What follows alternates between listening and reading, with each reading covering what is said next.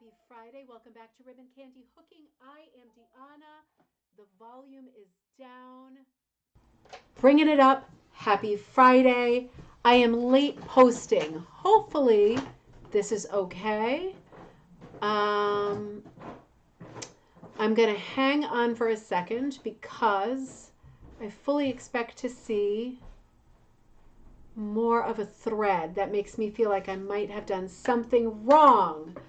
So I'm going to give you all a minute because it is Friday night cocktail night and it is gallery night at that. So this is worrying. Oh man, did I screw something? Did I do that? Did I screw something up? I'm wondering if I did. So let's see. Karen, if you're there, it must mean it's working. Hello. I posted a minute ago. I am so sorry. Here we go. Robin. Whew, you all scared me for a second there. I posted late. I'm sorry. Beverly, happy Friday. It is great to see you. Here we go. There we go. Logging on, getting it together. Oh, Linda, good to see you. Ryan. Okay. Whew, my heart was starting to hurt for a minute there. It's always me when there's a technical problem. It's never you. Happy Friday, everybody. It is great to see you. I am at home in the extra room here. Let me get my other glasses, and I'm in a severely squeaky chair. I hope we can put up with this kind of noise. Karen, Robin, I'm waiting for my wine to come up, and then I'm going to do a cheers, my dears. Beverly, great to see you. Linda, Colleen, oh, Ryan. Okay, here we go. Melanie.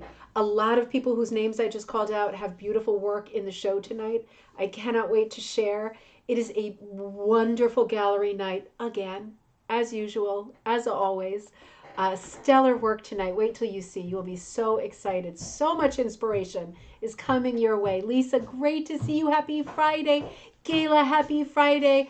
Both Ryans are on tonight. Guess who it is? It's the birthday girl. I already have a sore throat here. Hamburger head. Hamburger helper, hamburger head. We just made about a 30-second transition from crazy carnival birthday party in the backyard. What is that? Nerds. Nerds. Okay, not bugs, but nerds. One is on my lap now. Her birthday party just ended literally 1 minute ago. The last guests are still in the driveway. And we are transitioning to cocktail night, right? Mm-hmm. All right. So Can I open some presents? Yeah, of course you can open presents. I'm doing a live show. Oh, gosh, Chrissy, great to see you. I'm sending your order out this weekend. Great to see you, my buddy. And Doreen, Dave, you are on. Chicken kebabs and red wine. Sounds great. Lynn, I just put that picture you sent me, the last one from today, into the show tonight. So I have your color changes in here, too. Whew. Just checking the thread here. Angela, great to see you. Oh man, all right. Lots of buddies are on. So I am awaiting my glass of wine. I actually was not drinking at a child's party. Doesn't that sound like an oxymoron? I was at a child's party. I was hosting it and I was not drinking. The reason I wasn't was because I know I had to be here for you and I wanted to make sure that my brain was good. So I'm all coffeeed up and I'm ready to do, those are not the right glasses. I'm ready to do a really great show. As usual, I was sent such beautiful work. And some of the work that I'm going to show tonight, much of it was sent. Some pieces are pieces that I pulled off of our Facebook page, which is Rug Cooking and Punch Needle Club, because I felt they were extraordinary and exceptional. And I also know that a lot of people, particularly who are beginners or new to our group, are so shy about submitting stuff even when they know that the call is out for gallery night. So in some cases, I just pulled some work off of our Facebook page because it was so worthy of looking at together and talking about together. So I thought, let's have fun. It's a two Ryans party. That's it. Isn't that a funny coincidence? I think that's so great. Oh, happy Cats Gallery. Thank you. Happy afternoon to Jocelyn. Jocelyn had a wonderful party. Cindy, happy evening. Everybody's logging. I'm so sorry I was late posting. It was a real tailspin. Lots of people here. Party started straight from school. It's been raging for the last 3-4 hours. It was very hard to make a break from some of the other all lovely moms here, but there were a lot of people in the backyard just now, but we did it. And I really need this quiet time together with us now. to look at rugs and to do our Friday talk and to reset myself, because that out there was a lot. This in here is familiar and cozy. That was a lot. So it is great to see everybody tonight. I'm going to get into it pretty quickly because I put a lot of slides into our show tonight, a lot of different people's work, and I don't want to miss any of it.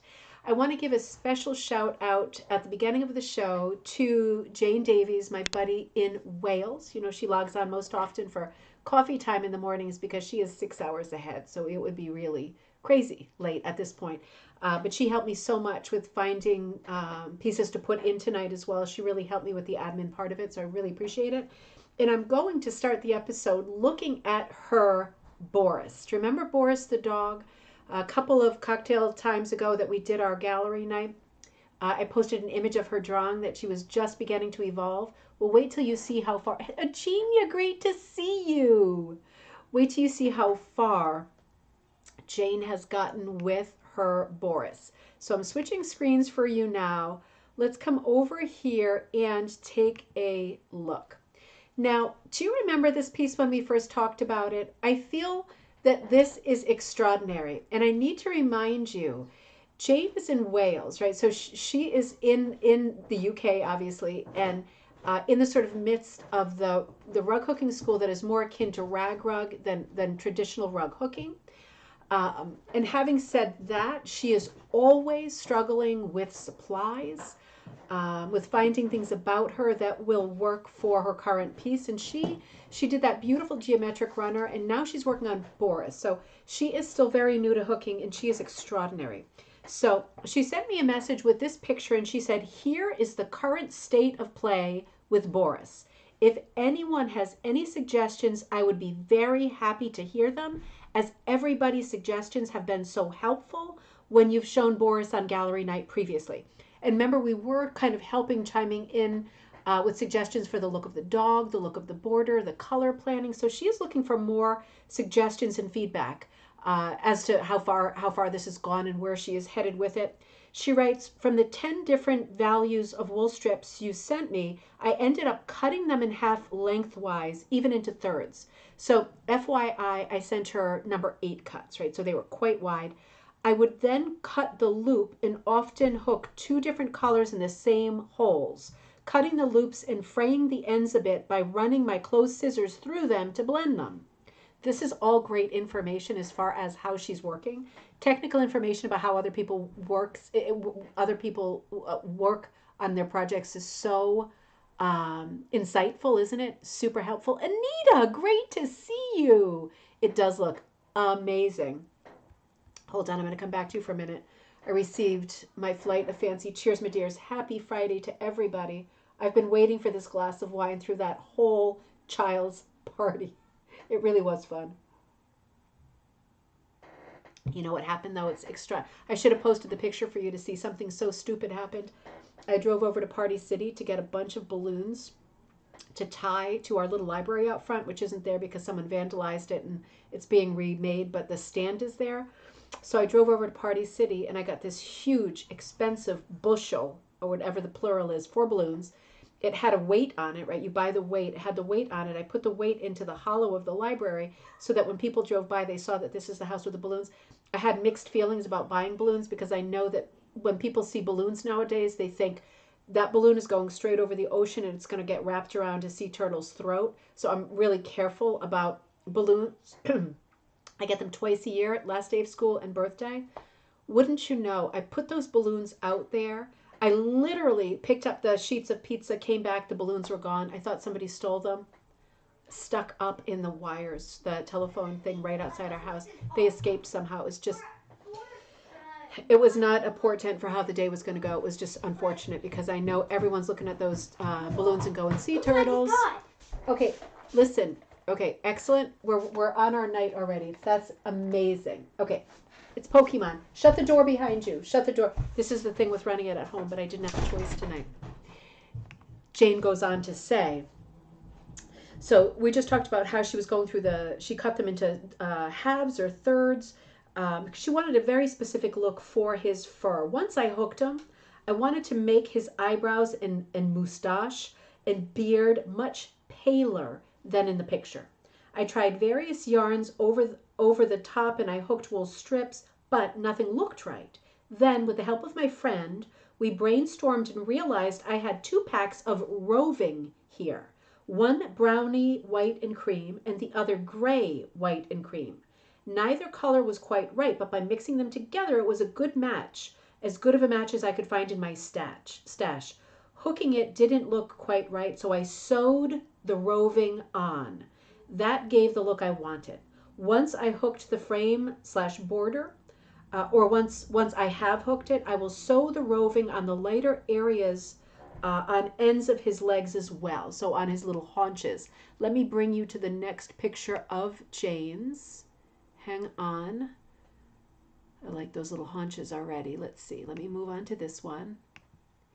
Oh, Marina, great to see you. Cheers, my dears, in Sardinia, Italy. Oh, beautiful. You are so welcome. It is great to see you. So she's working on the background now, as you can see. She says for the background, her main color is this green acrylic yarn that she found.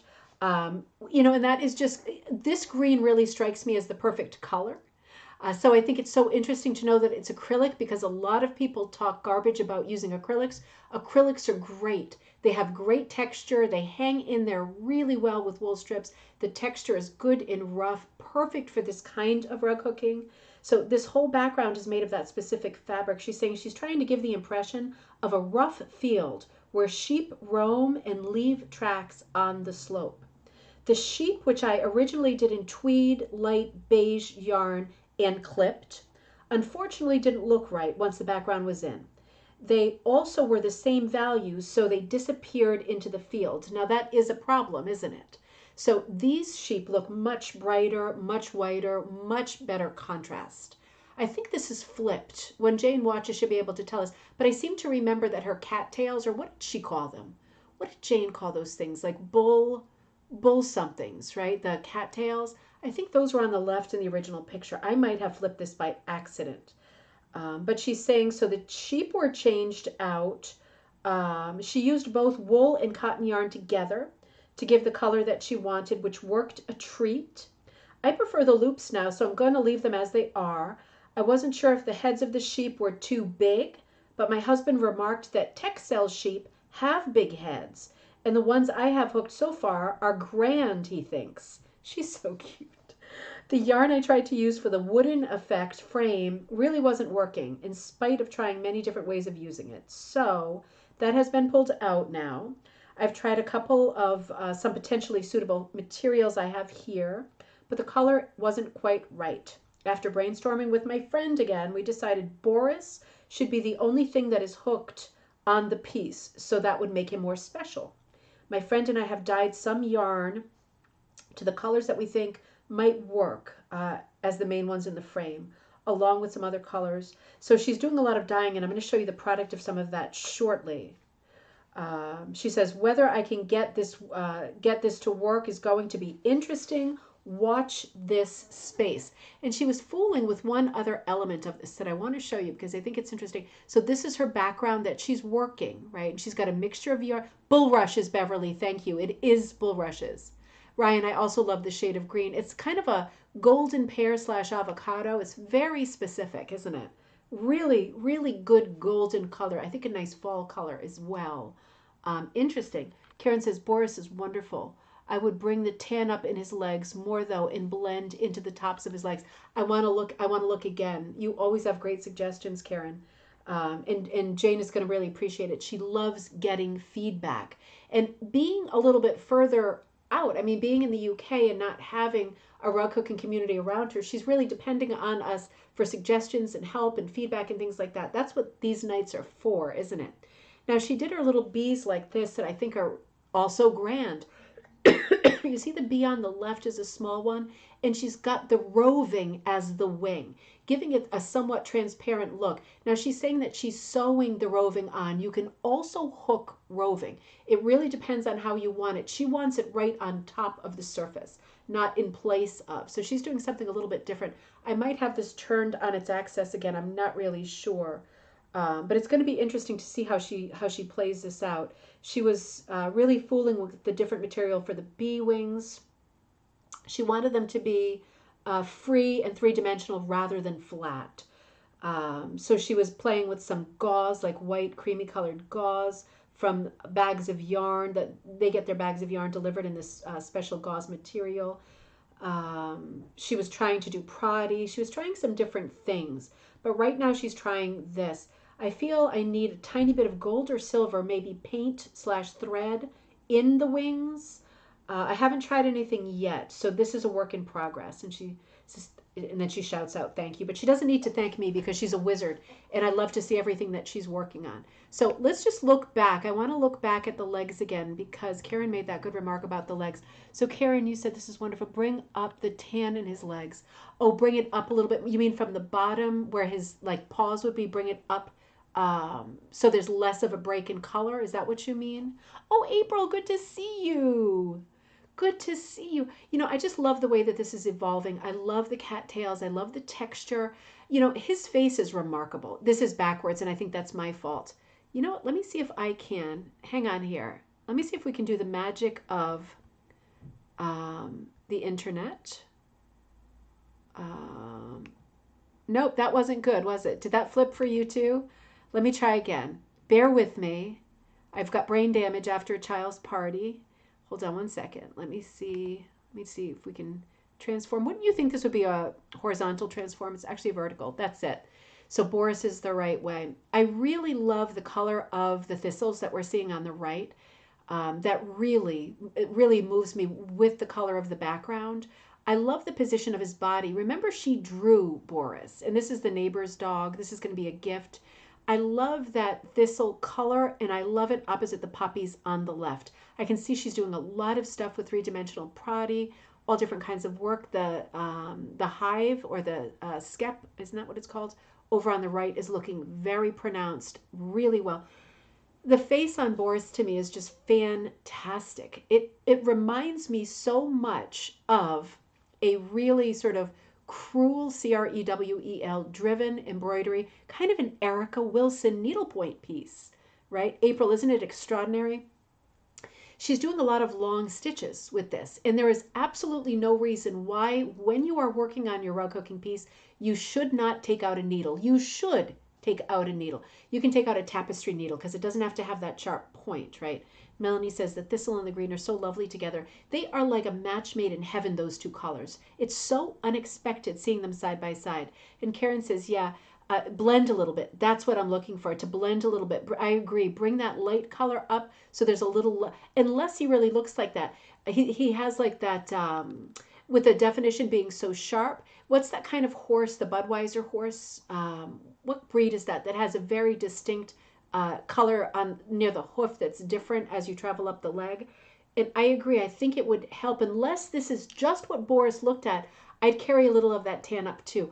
I love his chest, how it's a little bit dark under his chest, and I love the long stitches on the face. This is just how a schnauzer looks, isn't it? This like shaggy old man kind of a look. I think this is just an extraordinary piece. Jane, it is looking so good. Clydesdales. Beverly, Beverly, have you been on a game show? You are so good at supplying, right? You, I'm sure, are great at Mad Libs and great at trivia. I would have you on my team any day. You're all getting there now before me. I swear I was just drinking coffee. I'm wired. That's my only problem. Stephanie, you sent a beautiful piece, and this is it. So I'm going to read you what Stephanie wrote, and then I'm going to move on and show you the actual birdhouse that inspired this extraordinary piece. Stephanie logs on as No Man's Van, right? And she wrote, my sister's unruly garden hid bugs all around for her grandkids to find. The upside down bee looked like a face, so I gave it ears. Now all I see is the face. Lady cardinals don't nest in birdhouses, but it is said where angels go, cardinals follow. That's very poetic. Our sister would find the garden restful. If you have an imagination, you can see a small boat being chased by a creature in the clouds. Oh, you're kidding me. You're kidding me. You know, it's so funny that you say that, because let me drag it down a little bit. Oh, you've got a lot of embedded imagery and stuff here, don't you? I was looking at the clouds and thinking, ooh, there's so much movement up there. I wonder if there's anything embedded, and there is something embedded. Let me just come back here and let me see if I can drag it down a little bit. Oh, I can kind of see that. Power of suggestion at least. The sky is gorgeous. The ground is gorgeous too. Look at that beautiful architectural detail on the post that's holding the birdhouse. I love this female cardinal too. The way that she's resting against the house is just lovely. Where angels go, cardinals follow. Our sister would find the garden restful. If you have an imagination, you can see a small boat being chased by a sea creature in the clouds. I wanted to play with the sky and reduced the overgrowth, playing with variegated thread for the garden. So this really is it's a lot of play, and it creates the best of, for me, rug hooking, right? It has all of those shades and flavors of those 19th century rugs that we often look at, those beautiful old antiques, all of that movement, all of that color change. There is a strong and wild vertical pull in the green ground, and there is a strong and wild horizontal pull in the blue sky. And isn't that wonderful? Look at those yellow flowers that are creeping up and over. They are dragging our eye past the fence, right? There's a filigree fence in there, right up into the sky across those strong horizontals. I think that is absolutely astonishing. I love this piece. I just love it. Oh, and let me show you the piece that is the inspiration for it. And I made it small because for some reason I couldn't get the quality higher. I'm sure it was on my part, but this is the little birdhouse in the wild garden. And you see the yellow flowers really are there. Let me come back to it here. It's always nice to see what the inspiration was. I love the idea of this chaotic garden. Colleen, good question. I don't think so. You know, I'm not sure that Stephanie's on right now. Let me come back to here. Let me see. You know, I'm not sure. I'm going to try to make it larger for us. Let's see if we can tell. She didn't say in that. Ooh, interesting. You know, I'm thinking it might be punched. That was very astute. It certainly looks like yarn to me. Interesting. We'll have to see. Maybe Stephanie is going to log on, or maybe we'll find out later. The dragonfly looks like Tinkerbell. Oh, okay. Now, I see over on the left. It does. It's kind of glowing like a Tinkerbell, isn't it? There's a lot of little creatures, little butterflies and things present in the grass. It's just an exciting composition. I love the movement. I love the movement. Stephanie, this is a beautiful piece. I absolutely love it. So I'm not sure about the punched part, but I'm leaning in that direction. To me, it does look like it's punched. Interesting, right? Linda, you sent some adorable pictures. I have to know the name of this cat. I have to know. So let me read. My sister sent me these printed rug backings, but I couldn't find any information about them. The largest one is a floral, and it's 72 by 36, and it reads, Mrs. Carol King. Mrs. Harry King, I'm sorry, dictionary. So wait a minute. Mrs. Carol King dash Mrs. Harry King in title dictionary. We're seeing that at the bottom. Now that's curious in and of itself. BB-arc. Interesting. So we are seeing that at the bottom. This is the larger one. Kitty, you are so cute. Look at that little face with those little dark eyes in there. And Kitty is looking down at the rug. I mean, is that the cutest, most intent little face? This is such a beautiful piece. This definitely looks like a Mrs. Harry David rug. I don't know the Carol reference. I wonder if anybody else does. We've done a little bit on Mrs. Harry King. She's a very elusive character to try to research. The name is hard to research, and there's not a lot written about her. I've kind of tapped out what I could reach, but that Carol King, I mean, other than the singer, but this is a Carol without an E, is curious. And the fact that this piece seems to be called Dictionary is unusual, isn't it? I mean, you would not even expect to see this kind of an image as the cover of a dictionary. So interesting, huh? The second is a bird. Okay, so let's look at the second one. The second is a bird that reads pattern number 1198. And this one is a lot smaller, 26 by 40. This is a Virginia Snow Studio, Elgin, Illinois, USA.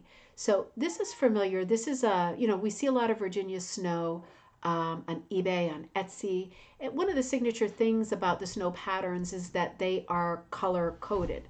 And they are not color coded to meet some kind of a chart. They are color coded because they want you to buy the corresponding yarn, and these are the numbers of those yarns. So this is super clever marketing that they were doing here, because of course, unless you are also buying their brand of yarn, it is going to be very hard to figure out what the color planning is meant to look like.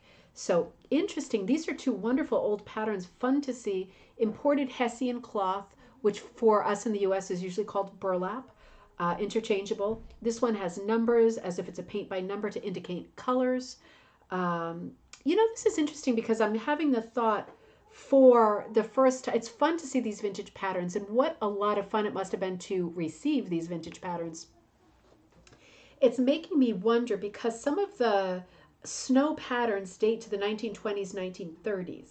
And paint by number didn't come in until the year 1950 on the nose, right? So that's just curious because I'm trying to now think in my head of all the types of things that would have been color coded before paint by number. So paint by number is not like the first time that we're seeing cues in the form of numbers. Interesting, isn't it? Because of course paint by number takes a leaf out of this book. They're giving you the paints in the paint by number kit and suggesting where the color placement goes, and that's the only way you end up with a covered bridge and not a complete pig's breakfast. But interesting because that's the first time I realized that when we see color coding and cues in rug making, they are by far predating, in many cases, certainly the snow patterns predating the era of the paint by number. Ryan says a vintage paint by number pattern would be fun to do. It would be fun to do. It would. I'm going to have to dig out my paint by numbers. I know we have some new viewers because I said this a long time ago, and I'm gonna be repeating myself. Cindy, I'm gonna come to yours next. I'm just gonna do this as a placeholder. I have some paint by numbers. I'm gonna have to dig out. I wonder if they're still in good condition because of course they're like essentially on paper board, right? But I used to collect the ones. There's a huge amount of paint by numbers out there where the person who painted them painted every little spot except the number 13. Big superstitious thing, isn't it? So I always loved looking for paint because you find paint by numbers all over the place, right? They are not rarities by any means. But it was always fun to try to figure out ones that were quirky, that were missing like just the number 13. And imagine that person being so careful not to fill that part in, right? Bad luck for 7 years. Cindy, we saw the beginning of this happen, and now we are, well, I've got more than one. This was mid, right? I went back on our Facebook page to get an in-progress shot. So Cindy wrote, "Hey Deanna, I just wanted to let you know how the project is coming along. I got some overdyed," this was an older message, "I got some overdyed green from Deb McIntyre. She lives 5 miles from me. Just keeping you up to date. I may have it done before the next gallery night." Okay, so hold that thought. I looked at this a few weeks ago. Dave says Carole King album Tapestry has a cat on it, perhaps a reference to it. Oh, Dave, you are so good. I wonder, that would make a lot of sense. How funny is that? It does. I love that album cover. I love that album, right? One of the all-time greats. That is smart. So I got this a little ways back, and after I got this, oh, wait a minute. Uh-oh. I thought I had another one, Cindy. What did I do? What did I do, Cindy? I had one more after this, didn't I?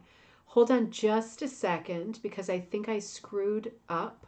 Hold on. Let me just back. Nope. Let me just backtrack a hair. No. Oh, no, Cindy, did I not put the more recent one? That would be so Deanna. No, I got it. Wait a minute. It just, somehow my thing changed order. Whew, that scared me. There we go. So you did finish it. Or at least this looks finished, right? Oh, Stephanie, we just were looking at your piece, and a minute ago, it was the last slide, 2 slides ago, actually, and we were saying, is that, Stephanie, is your piece, I'll flip back to it, hooked or punched, the Birdhouse? We were wondering. Inquiring minds want to know, and I want to know. So then Cindy came on later. I'm just reading your whole message. I have mostly finished the dog on duty, so you can show him on Friday if you'd like, and I do want to. I did a mostly number 8 cuts, but there's a few 4s here and there. Funny thing is I struggled with the toy the most.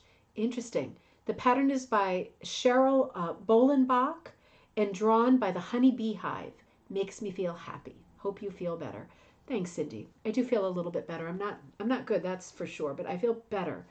It's so curious that you say that. I love the button on the end of the toy too. Let's think about this for a second, because you are reporting that the hardest part, and this looks like an extremely complex piece, you are reporting that the hardest part is the toy. And I can really see that. The toy is a really important part because the dog is the main character. He's looking at the toy, which shifts the focus to the toy. And the three supporting characters are the sheep, who are looking at the dog, who are looking at the toy. So everything comes back to the toy, and it's important to get that right.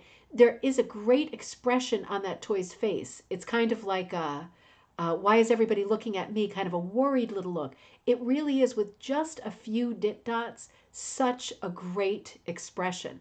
But I can see how with that small space, with the coloring the way that you wanted it, and it really is the perfect coloring, patterned wool, right? I can see how this would have been extremely complicated to get right. It's small, it's a simple shape, and simple is hard. I agree. It is absolutely brilliant. Oh, Heather, great to see you. Oh, I miss you too. Gosh, it's such a great piece. Everything about this, Cindy, seems so, it's so outside of my wheelhouse. It's so fancy. It's so well done. You've got so much going on here. One of the things I love about this piece is there is a strong directional hooking flair to it, but you have got vertical hooking going on. I think that is absolutely brilliant, because my instinct with this piece would have been to do horizontal hooking, just because the ground is horizontal. It is the horizon. But in this case, with your directional hooking being north-south vertical, you have really brought in the sheep on top. You've brought them down into the story so much better than I feel if this were hooked horizontally. I think that is very clever, very different. You have something built in ingenious that made you do that instinctively, but I think this is just remarkable. Melanie says, and it's diagonal in a straight field, so well done. And that I agree. Everything about this, the toy is diagonal. That is tough. That is tough. And then the relief of that flowing cord with, on the toy, the shadow under the dog, the shadow under the sheep. This is all super clever. Super clever. I just love it. I just love it. Oh, I'm waiting to see, Stephanie, if you told us whether your piece, let's go, Cindy, this is extraordinary. It's an extraordinary piece. I'm curious to see what you're going to do for the border, but this is Lori, great to see you. This is like, I was waiting to see this piece, and it really exceeds my, I have to go back further. Sorry about that, Melanie. That was a spoiler alert. Really exceeded even what I imagined it being. It's just an extraordinary piece. Stephanie, I want to come back here because the question came up with this stunner, is this hooked or punched? So I'm just wondering, and if it's answered and I'm missing it in the thread, shame on me. I'm flipping between my glasses as I often do. These are just incredible pieces. Hold on one second. Let me come a little bit. Yep, let me come back up here. Trying to stay in order here. Sorry, Birdhouse is all punched. Okay, great. So good instincts in asking about whether it was punched or hooked. Really smart. I think it may be regular linen, not primitive. Okay. I'm trying to follow your conversation here too. Okay, so Linda, moving on. You sent 3 gorgeous pieces. Moving on. All Halloween, all the time here, you say. I feel the same way. You should see the house right now. I'll have to post some pictures. So, oh gosh, we've got about 200 of those plastic pumpkins out front hanging off a tree. And you wrote, all Halloween here. The first picture is a Russian punch needle pattern designed by Michelle Palmer. She's one of my favorites, called White Pumpkin Scarecrow. I'm unsure how to finish this. Any ideas would be appreciated. The size is 8 inches by 15 inches. This is a gorgeous piece. I've seen this before. I love this piece. I love how you've done this piece, Linda. This is just beautiful. The patterning around the edge, this hit or miss feel is fantastic. I will just remind you, if you are joining us, if you're a fair sort of beginner to this, Russian punch is different than punch. Russian punch is also known as miniature punch, and it is done with a very fine needle. It is often done with DMC thread or Valdoni or one of these 1, 2, or 3 ply really fine threads. The border does look woven, April. It looks like, yeah, like basket weave woven. It is absolutely brilliant.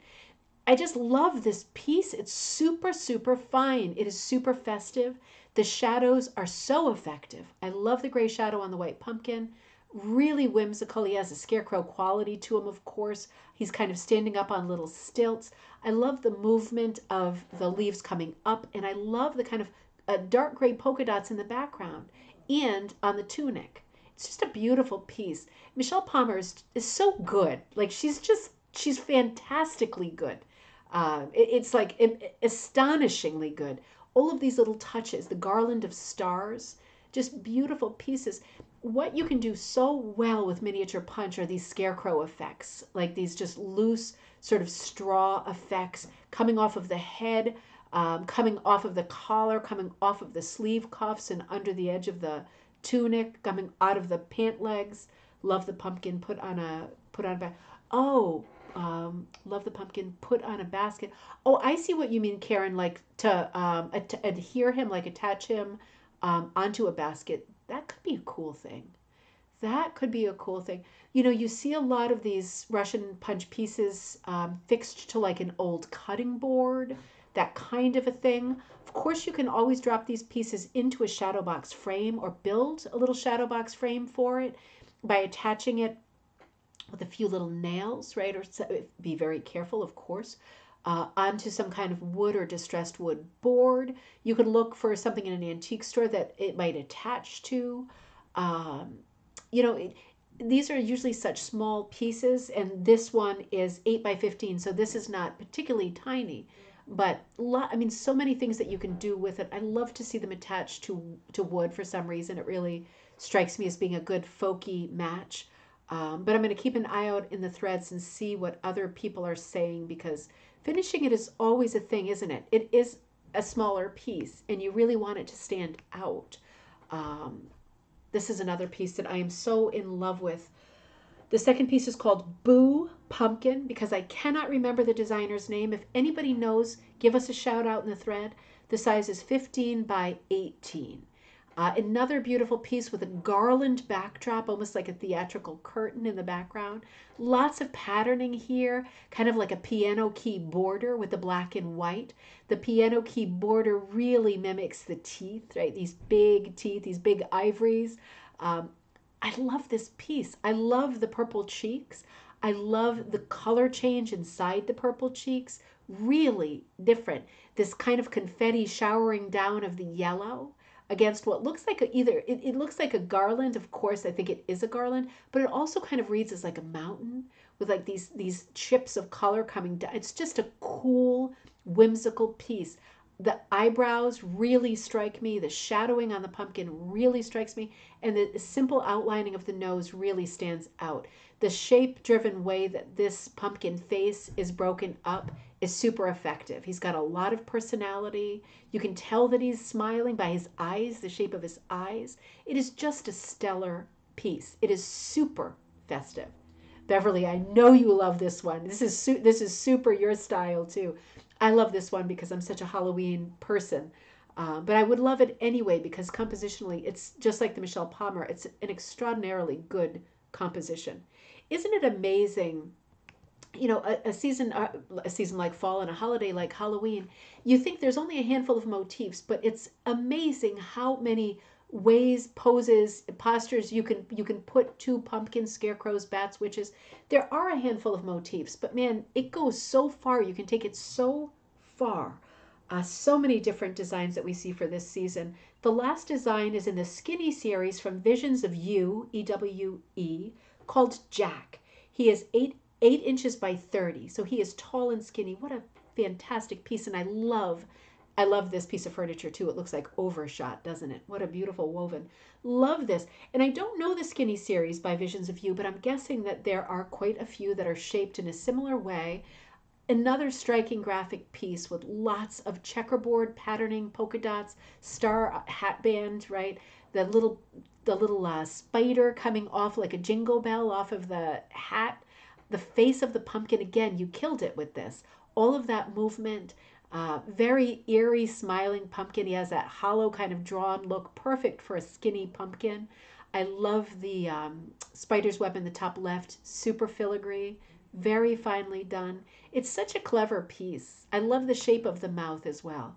Very soft, happy looking. He looks like an sort of elderly pumpkin. I love the expression on the face. It's very soft and welcoming. It's a beautiful piece. 3 stunning Halloween pieces, Linda. Thank you so much. They are all absolutely beautiful. I just love Halloween. Melanie, you got this done and you did so well. You wrote, I got the rug done, not bad for a newbie. And I'm not even going to accept that you are a newbie anymore because this is just fantastic. This is before you did the pressing, right? So you finished hooking it and then you took this picture. We saw this in the works maybe 2 gallery nights ago. You killed it. You were working on the grass at that time. I think you had started the sunflower part. You had done your tulips in the foreground. We were seeing elements of this design. It was coming together, but this has truly come together before pressing and after pressing, right? Just that little extra finish, that little extra polish it gives it. You did so well here. You had a lot of play. You had a lot of difficult parts that you handled really well, like the spiral inside the sunflower. That's not easy. You also did a real distinct pattern that looks like a camouflage pattern, more of a marble cake, right at the bottom, right? That first layer of earth. That's a really mixy-matchy part.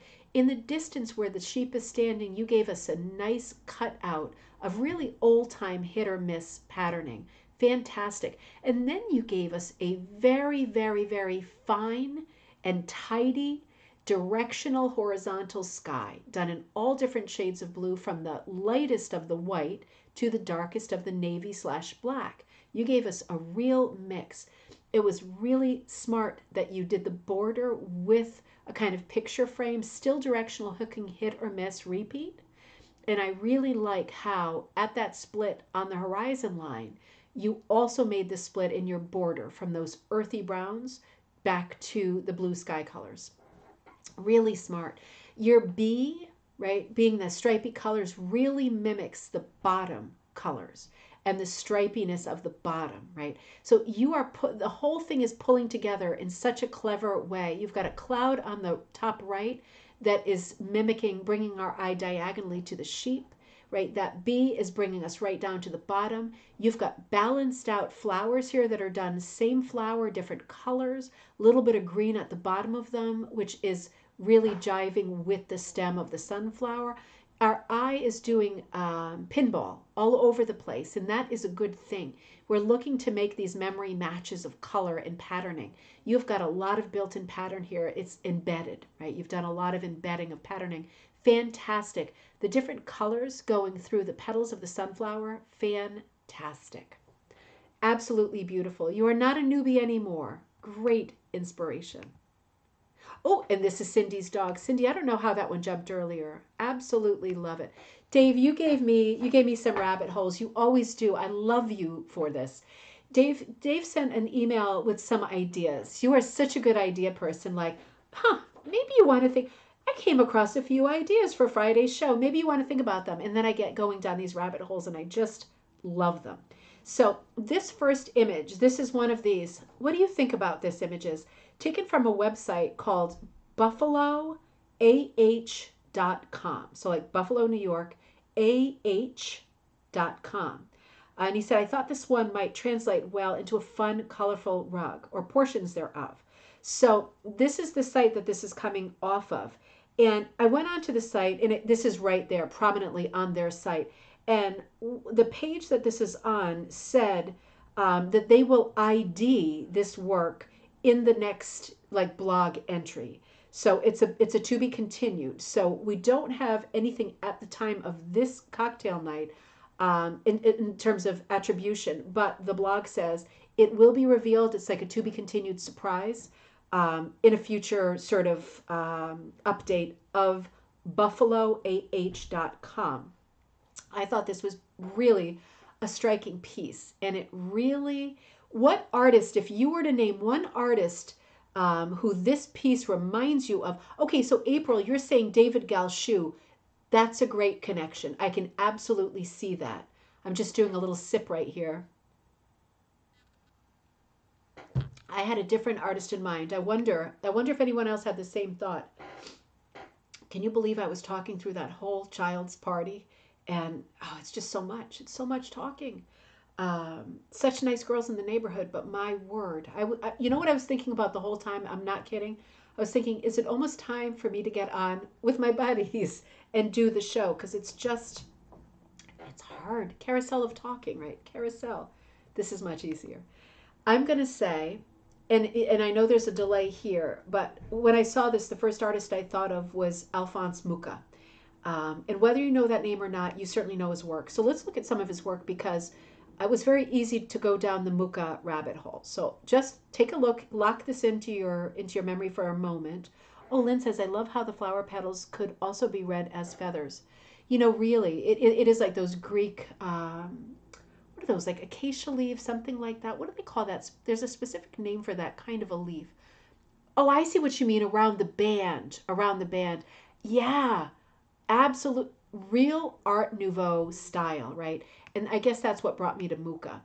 So this is Alphonse Mucha, right? And you can see how part of the reason I think it brought me here is because Mucha so often very Art Nouveau, right? Very fine, very filigree, very floral moment in art, but also this large disc always in the background of his women, usually in the background of his women, like a giant ornate plaster sort of piece of ceiling work or a giant sundial. He does a lot of this kind of thing. So it really put me in mind, right? Very, very, very Art Deco, right, Colleen? Very, very Mucha. So that is a beautiful piece. That buffaloah.com might be something that you are interested in looking at. Dave also found this on Canadian Etsy. You know, I didn't realize there was specifically an Etsy Canada, but of course there would be because shipping is so criminally expensive, right? So this came up as Hooked Harvest Corn pattern. I love this idea too, Dave, because this is a great scrap buster, right? This is a great worm buster, noodle buster. If you have any kind of autumn colors, right, there are tons of patterns for this online. And of course, you can buy kits to do it too or download patterns. This is a fun project for this time of year because Indian corn is so colorful, so sort of emblematic for this time of year. It's just the perfect time to fool around with these kinds of noodles. I liked this particular photo that you sent because it's really a stretch looking at Indian corn in, for example, heather gray, avocado green, and like oatmeal, like the white, tweedy, right? Not expected when you think about Indian corn, but why not? And it also made me think, interesting, that when you look at it, it reads as Indian corn, but if you think about what Indian corn looks like, each kernel is a different color. So that would be a bit of a bear to hook. It could be done that way too. But my point is that if you are interested in doing this kind of a scrap project in this season, and you're thinking, how am I going to hook Indian corn? I don't have the patience to hook one loop at a time. You could also think about hooking in this manner and just going for like longer runs with your noodle. And it is still going to read as Indian corn. Dave, this one slayed me. Because this artist is unbelievable. So this is the third picture that Dave sent. He said, picture number 3, color lithograph circa 1933, British Canadian artist Sybil Andrews. Sybil Andrews. This is a name that you must know. This is your rabbit hole for the weekend. I'm telling you. He says her works of art. You looked her up. Her works of art are for sale. They are out there. I mean, in her lifetime, when she was living in Canada, right after she moved during the Second World War from Britain to Canada, she was like a celebrity in Canada at that time. She enjoyed a lot of success and she was prolific. So her works, her paintings start at about 30,000 Canadian dollars. And it is a lot of money. I mean, that's sticker shock, isn't it? That's shocking. But they are beautiful pieces. And Dave made the remark, they remind you of the Alice Butler rugs. And I have to say, it is pulling from that same period, sort of mid-century storytelling, early to mid-century, right? Alice Butler, same kind of a thing.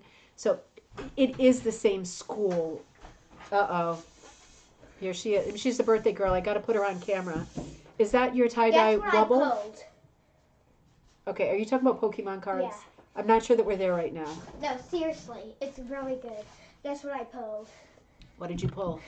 Guess how much it is? Is it worth $10? I knew you were going to say that. It's my card that I've been looking for, my Chase card, Stormy V Altar, worth almost $40. Cha-ching. Did you put it somewhere safe, or is it now on the floor getting hit by a glass of water that fell down? No, it's safe. Okay. All right, let us carry on, baby. Congratulations on your card. Yeah.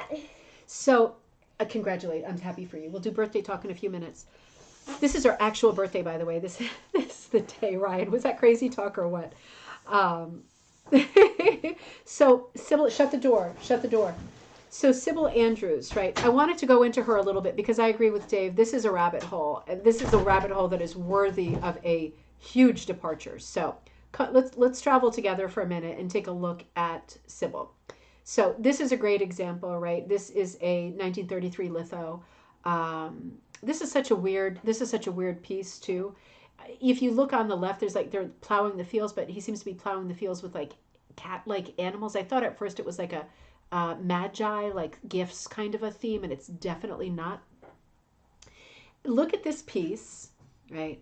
And I just want you to know that Sybil Andrews, let me show you a picture of her too, because she is a hauntingly, Sybil, yep, Andrews, Melanie.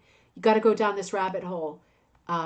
Is she not like, this is like, I'm thinking of that movie Enchanted April where they describe the woman as looking like a disappointed Madonna. That's how she looks for me here. She is so hauntingly beautiful, this woman, Sybil Andrews. She worked mostly in lino cuts, in printmaking, right? Her life was between 1898 and 1992. And she really specialized in printmaking, but particularly modernist lino cuts. So if you're wondering what is a lino cut, it's a linoleum cut. And these are the tools. I took this off of a website by, it says it right on the photo, Linda Cote, C-O-T-E. This is what it looks like when you are an artist who works with lino cuts. That's lino, right? And you've got these different tools of different kind of sharpness, point, width, dullness, different edges that you can carve in and create a print that you can stamp X amount of times before it loses its integrity, right? So this is what the art is. I want to show you, let me lock into another one of her photos. I want to tell you a little bit about her life because she's extraordinary, and I think a few of you might go down the rabbit hole over the weekend. So she was born in Bury St. Edmunds. If you've been to Bury St. Edmunds, I used to live in England, right, when I worked in the theater, and I did my degree over there. It's outside London. It is a beautiful, beautiful town. It's absolutely eerie, right? And there's a lot of like war connotations, references. That was a big part of the story of that town. She was born there in 1898. She was unable to go to art school straight from high school, or the equivalent of, because her family could not afford it. So this is where it really gets interesting. Given the shortage of young men at home during the First World War, in 1916, she apprenticed as a welder. And she worked for the Bristol Welding Company and an airplane factory, helping in the development of the first all-metal airplane. During this period, she took an art correspondence course, right? So through the mail, like a long-distance course. After the war, she returned to Bury St. Edmunds, where she was employed as an art teacher at the Portland House School. Between 1922 and 1924, she finally attended art college herself, the Heatherley School for Fine Art in London. She continued to practice art, and she met architect Cyril Power, he's a quite famous name, who became a mentor figure for her and her working partner until 1938. Between 1930 and 1938, they shared a studio in Hammersmith. And this was a great collaboration. I'm paraphrasing here, a collaboration years for them. They influenced each other, adapted similar printmaking techniques, especially lino cut. And they produced a series of sports posters together, including posters that promoted Wimbledon tennis. Now, if you're aware of these Wimbledon posters, they are so Sybil Andrews, it's insane. This exact style, right? So it's not going to be a surprise. And look up the Wimbledon posters of this period of the 1930s if you haven't seen them yet. So they produced these posters and also posters for the Epsom Derby, very similar, and also the London Underground. So if you're familiar with any of those aesthetics, super, super familiar. This is both Cyril Power and Sybil Andrews. And they signed their work under the name Andrew Power. So they mixed both of their names together. Melanie says, reminds me of the Cuban Revolution art. Absolutely, Melanie. You are speaking my language. That is so nail on the head and astute that it's crazy. Let me move you to another slide because I wanted to show you a few of hers. At the beginning of the Second World War, right, because her life kind of spans, she's got one foot in each war, as luck has it, sarcasm. She returned to, at the Second World War, she returned to work as a welder, this time for the British Power Company, constructing, not airplanes, but this time warships. There she met Walter Morgan, whom she married in 1943. 7 wartime depictions of ships by Andrews are in the collection of the Royal Air Force Museum in London, right, destination. So most of her work is still in St. Edmundsbury Borough Council Heritage Service in Bury St. Edmunds. So interesting to know that, to go there in the future on the to-do list, bucket list, right? In 1947, she and Morgan moved to Canada and settled in Campbell River, British Columbia. They were seeking a new life after the depression of the 2 world wars. They moved into a small cottage in a logging community in Vancouver Island, where they made ends meet by repairing boats.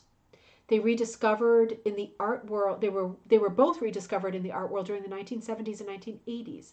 And at that point, she became a local celebrity, and art was her thing again. Now, it's interesting, as I flip through these pictures, just taking this, rabbit hole together, are you noticing a theme, right? This is like writers, like in The Hunt. Are you noticing a theme in Sybil Andrews' work? And I'm going to say it's a circular theme, isn't it? Like all of these works are circular. Is it interesting to know that she is known as an English vorticist, like vorticist. This is a school of art that was defined by the artist Wyndham Lewis. I'm not going to get into that now because that's a different rabbit hole. This is a moment in British art, and if you haven't heard of the English vorticists or vorticist art, that's not surprising because it's a British movement. It's not really an American movement. Unless you study art, you're not familiar with this movement. But isn't it interesting? This must be something for the London Underground because this looks like one of the elevators going up to it. So interesting that this is called vorticism too, isn't it? Exactly, Karen. Exactly. It's interesting because what is a vortex, right? A vortex is many things. It depends on if we're talking about gases or liquids, or we sometimes talk about spiritual vortexes. But if, for example, focusing on liquid, if we're talking about a vortex in terms of liquid, you're talking about the flow of something that revolves around an axis line, right? And that is a line that's usually curved. Doesn't have to be, but that's where we get this vortex feeling. So, for example, you would find like a vortex in a smoke ring or the wake of a boat, right? Like a little whirlpool, that kind of a thing. Isn't this just interesting that this is where her art lands? Dave, you took us to English vorticists, and that is pretty far out. I love it. I love it. Rabbit hole, Sybil Andrews. Now, Ryan, there you are. I changed the order of your photos. Surprise! There you are. Ryan LeBeau, you're right here. You're right here for us. I'm sorry, I had to start with your photo because I love your photo, and I love you too. And you wrote, I am newish to this group. I am in parentheses, sort of amateur puncher. I beg to differ. In general, crafter of all sorts, living in a small town in North Texas. I have found a fondness for fiber arts and crafts in the past year, and I've dove in head first. Melanie says, looks like an Escher with color. I'm going to come back to you just for a second to say, also so astute, it does look like an Escher, right? Because Escher plays with vortex too. He plays with spinning stuff. He plays more with the sort of geometry and the tessellation. So he flips so many times that it becomes mathematical again. Whereas a vorticist is really just playing with the spin of the circle. And it's all the same. It's all the same. All very tricky to do in rug hooking. But I agree. It's an aesthetic. It's something to think about. It's another school of art. And it's another rabbit hole that is worth falling down. That was an interesting one to bring up, Dave. That was a fun one to think about and to go down. Ryan, you love all kinds of fiber arts, and you have made a head first dive in. You have sent some incredibly beautiful work tonight. You've attached some images of your first and second rugs made in late August, September of this year. So just recently, you just drew freehand on your backing and made it up as you went, and you are happy with the results. And you've also attached, let's start looking and then we'll look at them piece by piece. I love knowing your process, and your process is that you just get going. And I think that is, I just, don't we love to know how people work? I love to know that you just get going. This is the original way of making rugs. You just get going. Ryan, I want this piece so bad. I want it. I know I can't have it because it's yours, but I want this piece so bad.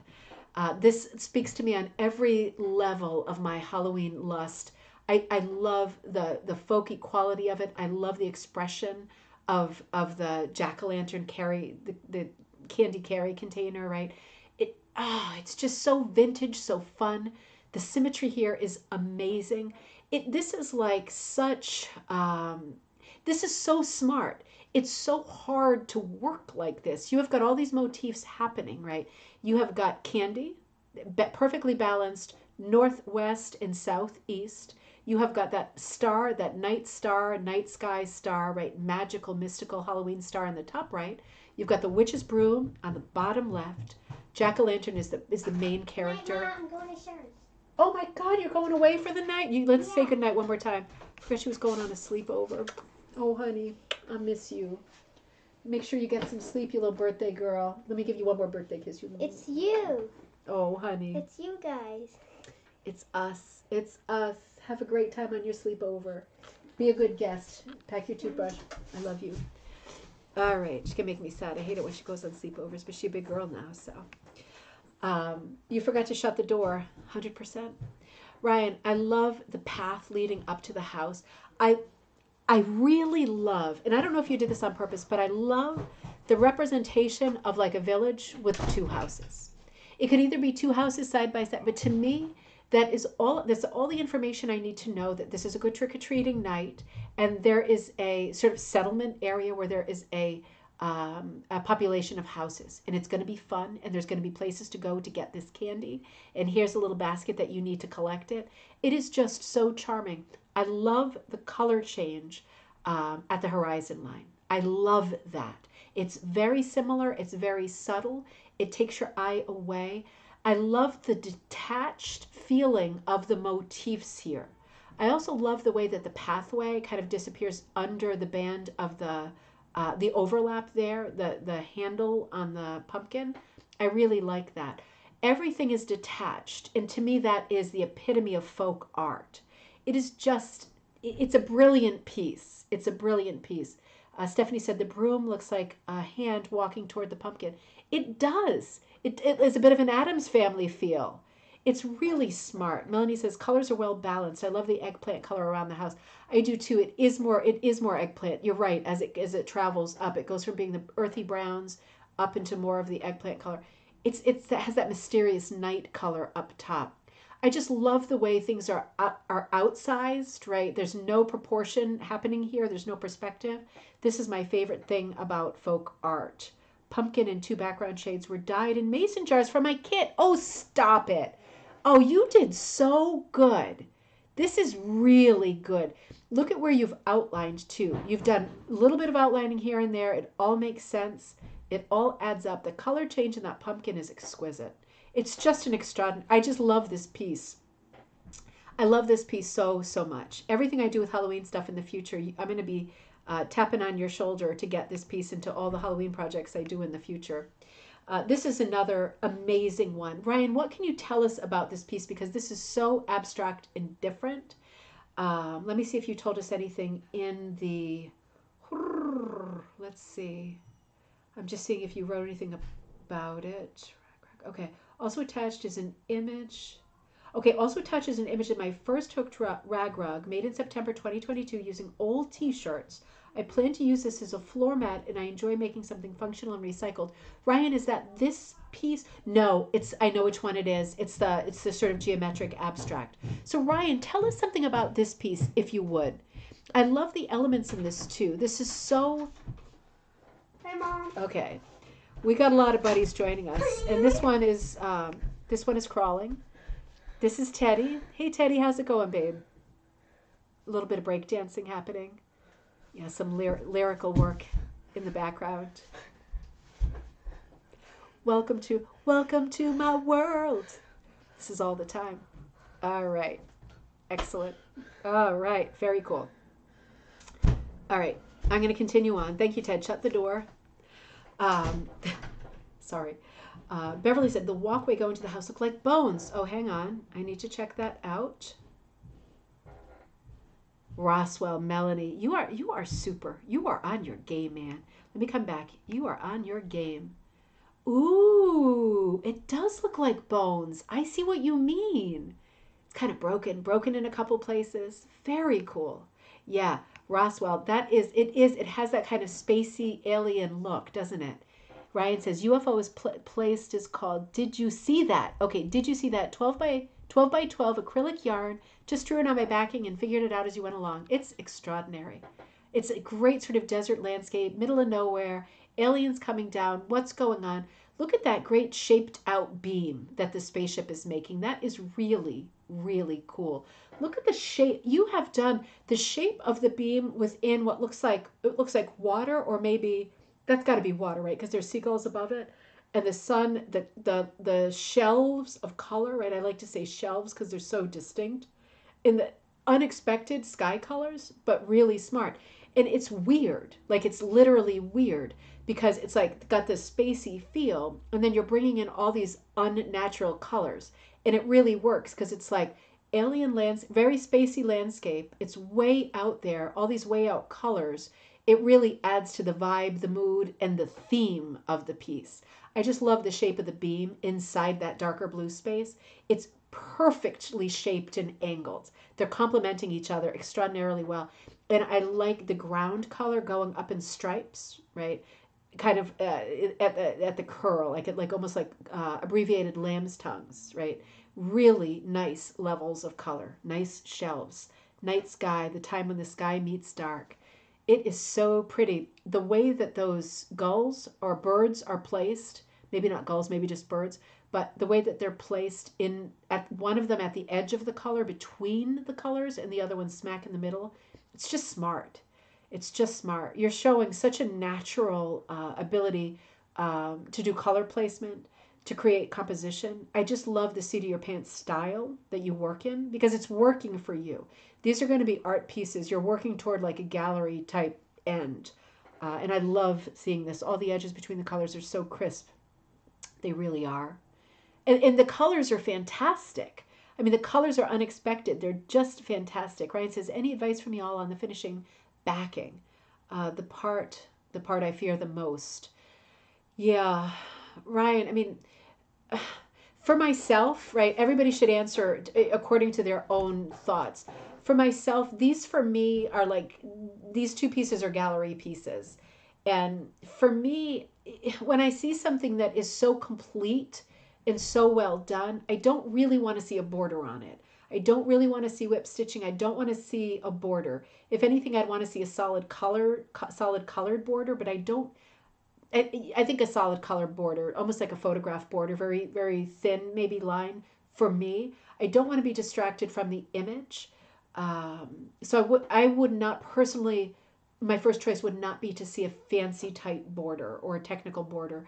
I want to see what's inside the image, and I want to see it treated as a gallery piece and not really going to those traditional rug finish edges. For me, again, right? Everybody chime in with what you would choose because we all feel differently and we all see differently. Colleen says the group of 3 cactus almost looks like 3 alien faces. Wow, you are so right. It looks like Mooch's scream, doesn't it, a little bit? These screaming cactus faces. That is so cool. Dave says, I love the purple sky. I love the purple sky in the rug. Do you see that? Clever. It is very clever. It is. There's so much happening here that is clever. It's a great piece. In the pumpkin. These are great pieces, Ryan. You should not have been shy about sending these. These are fantastic pieces. This is the piece you did with t-shirts, right? And you're using this as a floor mat. That makes a lot of sense. You did some beautiful, much more traditional hooking right across, right? You hooked this for sure, right? With your t-shirt material, absolutely beautiful, functional, fantastic, recycled piece. Love the colors, love the flow. Absolutely beautiful. Completely different apples and oranges, right? Absolutely beautiful. I'm speeding up just a hair because I'm taking such a long time. And we have so many pieces, as always, right? And they're all stunning. Gorgeous latch piece. So let me see what you wrote about this one. Also attaches an image of my first hooked rug made September 20. Oh, no, that was the last one. More attached images are of a 60-plus-year-old latch hooked rug made by your great... This is the one. Oh, my God, I didn't get that. Made by your great-great-grandmother. To you was Grammy. Was also it was made as a wedding gift for your great grandparents in the early 1960s and was recently uncovered after decades. And this, we were talking about this, must have been emotional to find this latch hook rug because it was proof that rug making is in your family. And it is such a 1960s rug. It's such a mid-century gem, isn't it? Beautiful latched rug. Absolutely gorgeous. Your hooked rag rug was 19 by 21. Fantastic. Absolutely love it. I love that you found this too. I would have been super emotional about this myself. Ryan, thank you so much for sending such stunning pieces. Melanie, this one is done on latch backing for sure. Oh, Ryan, did you do the rag rug that's the geometric? Wait a minute. Oh, uh-oh. Did I do that? Hold on one second. Wait a minute. Ooh, that does look like latch hook, doesn't it? Because hooking into latch hook is smart. You can do it with a rug hook or a latch hook. It is, Stephanie. So nice to rediscover a gem like that. Stephanie, guess what? Da-da-da-da. So Stephanie sent this one as well this month, and I absolutely love this story too. This is another input one. So this is my chair squeaking like crazy, just so you know. Hang on one second. I just want to be sure, wait a minute, that I am in order. Hold on just a second. I am struggling.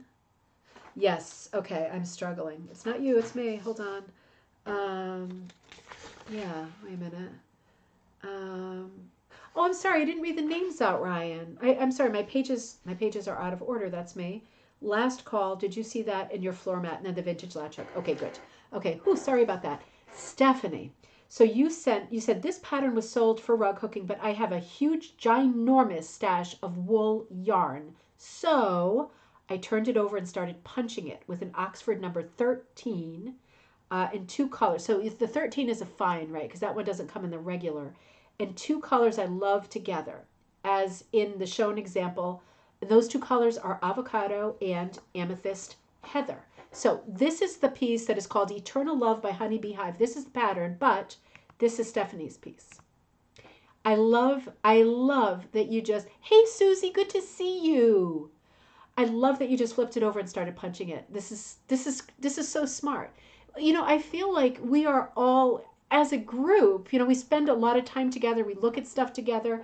I feel like we're getting so adventurous, and you're making me more adventurous too, and brave and confident about just going for it. This is how you do it, baby. You just flip it over and start punching it. It makes way more sense if you've got tons of yarn that's going to fit in your number 13 Oxford, right? Punching, of course, flipped the script. But what do I care about that, you say? Amen to that. Then the shipment came in with the frame and the grab bag. Oh, this one that I sent you. With the blue, the green, the brown, the pink overdyed plaid, screamed, choose me, choose me. I hooked that, and I loved it. Looks so, when another deep purple pink jumped in, I hooked that also. Oh, how funny. So you got that shipment during the pack, and then you did both punching and hooking in this piece. I can see that now because I can see the punching, and you see in the center of that spiral, those are definitely hooked, right? Deep green and blood red sari wanted to be hooked, so they were added. Let's look at another example. Oh yeah, I see that off. Ooh, look at all those colors coming together. They were added. Now I'm playing paper dolls, laying out colors to complete this, but nothing has jumped out at me yet. Hope to befriend another textile soon and finish. Then the trip to the beauty parlor for a pluck, clip, and facial. That is so cute. I love the imagery there. The frame worked out great. You love it. Oh, I'm so glad. It is a good frame, I think. The fleece protector I used is a must. Yeah, because those combs are vicious. It required moving the piece in the wool, not being rug weight, but worst, it kicked up a fuss. Definitely. It's tricky to move on combs. So will require a little pampering to finish. Always. Always. And the name of the pattern is Eternal Love. And the two main colors were great. Everything else changed. I just love this piece. So, Stephanie, you wrote either last night or this morning, and you started saying, Daphne Blake, that's a name I need to look up. That has come up before, Ryan. I still haven't looked it up. I need to look that name up. You wrote either last night or this morning about that. You see that main motif in white that needs to be colored. So Stephanie was saying, like, what do you think color-wise for this? And my answer was, I really, for myself, knee-jerk is orange, right? More than one color of orange, almost like one inner, one outer color, like continue that sort of glow of this piece. And I said, if not orange, I would definitely do like a turquoise teal. But my first choice would be orange. Always has to be your first choice. So I wrote that. And Stephanie, you wrote back, it's funny, I love orange. Green and orange are my favorite colors, my favorite go-to colors in almost any shade. I have a few oranges I put against the case, and you said you didn't know if you thought that they looked right. And you said you also like the idea of persimmon, something to think about. And you said, now I understand why people have so many projects going at once, waiting for that one thing to grab you and say, use me. So I love that you said that, because that is the thing, isn't it? There's absolutely no rush unless you're finishing your piece for a specific purpose. It is really smart to just leave it for a while and wait for that piece to say, use me. That is if you have that leisure to do that, you absolutely should do that. So you laid out in this picture this morning a bunch of different oranges. And you were saying, what do you think, right? You're not obsessing, by the way. This is what you do. I love that piece of pottery, too, with the little open fish's mouth or dolphin's mouth. So you put out some of these colors, and you were looking for, you said, I'm sending a picture of the pumpkin swatches and my orange fish bubbler picture for contrasts. I'm not sure which color to order. Okay, well, we can work on that together. These are all good colors. And I see what you're doing in pairs, putting them up for consideration. Daphne. Oh, Daphne from Scooby-Doo. No way. How did you know Daphne's last name? Come on. This is half trivia night for sure, right? That is so funny. You know, for me, and I want to hear other people's opinions, because my mouth is just my mouth, but everybody has an opinion, and mine is not worth any more than anybody else's. But since I'm on the mic, I'm going to say that my choice would be the bottom right. I like the two oranges that are pretty close in value together. The two sets on the left for me are heading more toward peach and terracotta, and although they would work, they're a bit too rosy for me, rosy pink. I like the top two and the bottom two the most for myself. And, I think you could get away, you might have enough here between the top and the bottom. I think you could get away with just using those 4 pieces. So something to think about. Ooh, Melanie, you would try a bright teal. See, it's gonna be tough. That piece does have, let me just backtrack a little bit. It's got quite a few components to it. It has like a Celtic knot feel to it, right? You could do more than one color. You could think about doing both the teal and the orange. Interesting. It's going to be a tough one. We can always come back to it and see what everybody comes up with. But yeah, it's going to be a tough one. Yeah, Lisa also says the bottom right too. I feel like the colors need to be somewhat close. I feel like they need to be unified. The colors, they have to have one voice. Certainly the bottom two and the one on the top on the right, as opposed to the pumpkin. I do love the pumpkin. But I feel like if you use the top right and the bottom, both bottom ones, that you probably have enough fabric there, even without ordering. I love it when you order from me, but I think you probably have enough. I like the bottom right oranges. Yeah, they're very strong with these colors. And you know, I do like the ones you put on the left, but I just feel they're not strong enough to have such an important voice in this piece because the colors in this piece are over the top great. It's a statement piece color wise, and I think you have to maintain the volume of that color with this last color choice. And those are lovely medium colors, but I think it's got to scream at us. Maybe a bright gold or yellow. Absolutely, that's not a bad idea, Doreen. A bright gold or yellow would also work really well. That is another thought. It would give it that because it's a Celtic kind of a cross. It would give it the look of metal, wouldn't it? It would give it more of that kind of Macintosh metallic look. Interesting. Much to say. I mean, we all have different feelings, so a lot to think about, right? Now, Wendy. I'm not sure Wendy's on tonight. I think she's going to her grandson's game tonight. Wendy sent some more phenomenal work. I mean, I'm taking a deep breath because I'm just like, whoo! Guess what this is made out of? Take a close look and just guess. Oh, Lori said, I'd bring in more of the deep fuchsia into the purple and chartreuse. Absolutely, Lori. That is another fuchsia. I knew exactly what you meant. That is another idea. And that is a valid idea. You know, I'm going to say it. That I don't know, now that you say a really bright fuchsia, like a hot pink, right? Like a flower power, not a flower power pink, but that family of fuchsia. Really staying away from the grape and heading more toward the pink. That could also work very well. I think it's going to come down between, it needs to be bright. I think it's going to come down. I like gold, I like fuchsia, I like the bright orange, and I also like the teal. Any of those colors would work. I would not repeat any family of grape, any family of green. I would not go to any blue that was not a turquoise teal for myself. I would not go dark. There's a lot of things I would not do just because this part of the composition is going to be important. It's a very strong geometric. It's a very sharp geometric that is going to work in huge contrast to the spiral, and it needs to be super strong. Yes, plastic bags, Melanie. Yes, plastic bags. Wendy sent this piece and said, I thought you might enjoy my latest two mats, hooked with plastic bags. At Solder, I saw the work of a fiber artist from West Virginia, and her name was Dominica Queen. Her motto is, and get this, plastic is an heirloom because, well, it's going to last a long time. Isn't that a funny, I mean, it's a bit sardonic, but it's a funny spin on plastic. My jackrabbit was inspired by the design in a much loved cereal dish that came from a yard sale.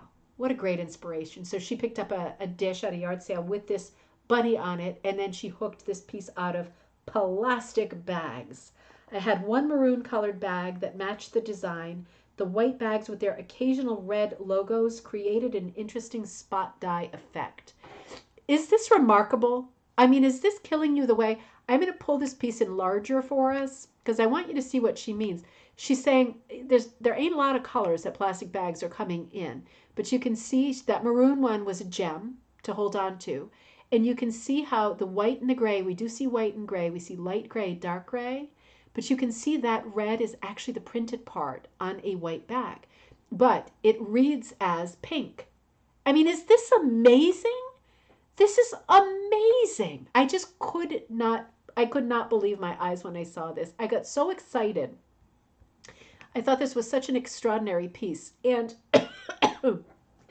wet my whistle. Give me a cheers out there, right? Everybody do a wet the whistle.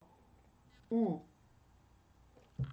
You know, if it were me being the ding-a-ling that I eternally will be, I would have seen the writing on the bags and gone, no, I have to cut this part off because it's going to screw up everything. Actually, that is the best part, I think, for me, is the way that that red moves and knowing that that is text and font, but it has been reconfigured, reworked, recycled, repurposed. It's exciting to see it in the form of these little splashes of pink. Stephanie said, jackrabbit head, bison-shaped tail with horn. You would love it, wouldn't you? I love the way you phrase your sentences, too. It is so wacky and different, isn't it? Cereal bowl art. Absolutely fantastic. If you liked that, you're going to love this one, too. Also, plastic bags. So this is a cat called Le Chat Blanc, as in the white cat, from an 1894 painting by French Impressionist painter Pierre Bonnard. And Bonnard is one of the great all-time painters. I would have done him so far on a design like, but I don't think we know his name well enough at this moment. Many people don't know the name. We're about to learn more about Bonnard because I'm going to bring you down that rabbit hole just briefly because he is another extraordinary artist. But Wendy hooked this piece also with plastic bags. Let me bring you into this one too. This is again from the school of going for it. I mean, it's just stunning, isn't it? I'm gazing and gaping. So this is Le Chat Blanc, and this is the Bonnard piece that it came from. Oh, no, that's Bonnard himself. He's such a cool character. Let me tell you a little bit about his life. We'll just look at his face for a second while I do. He was born in 1867. He died in 1947. He was a French painter, also an illustrator, also a printmaker, right? Maybe that's the theme for tonight. A lot of very stylized compositions, very decorative paintings, known for his bold use of color, known for being one of these avant-garde post-impressionists.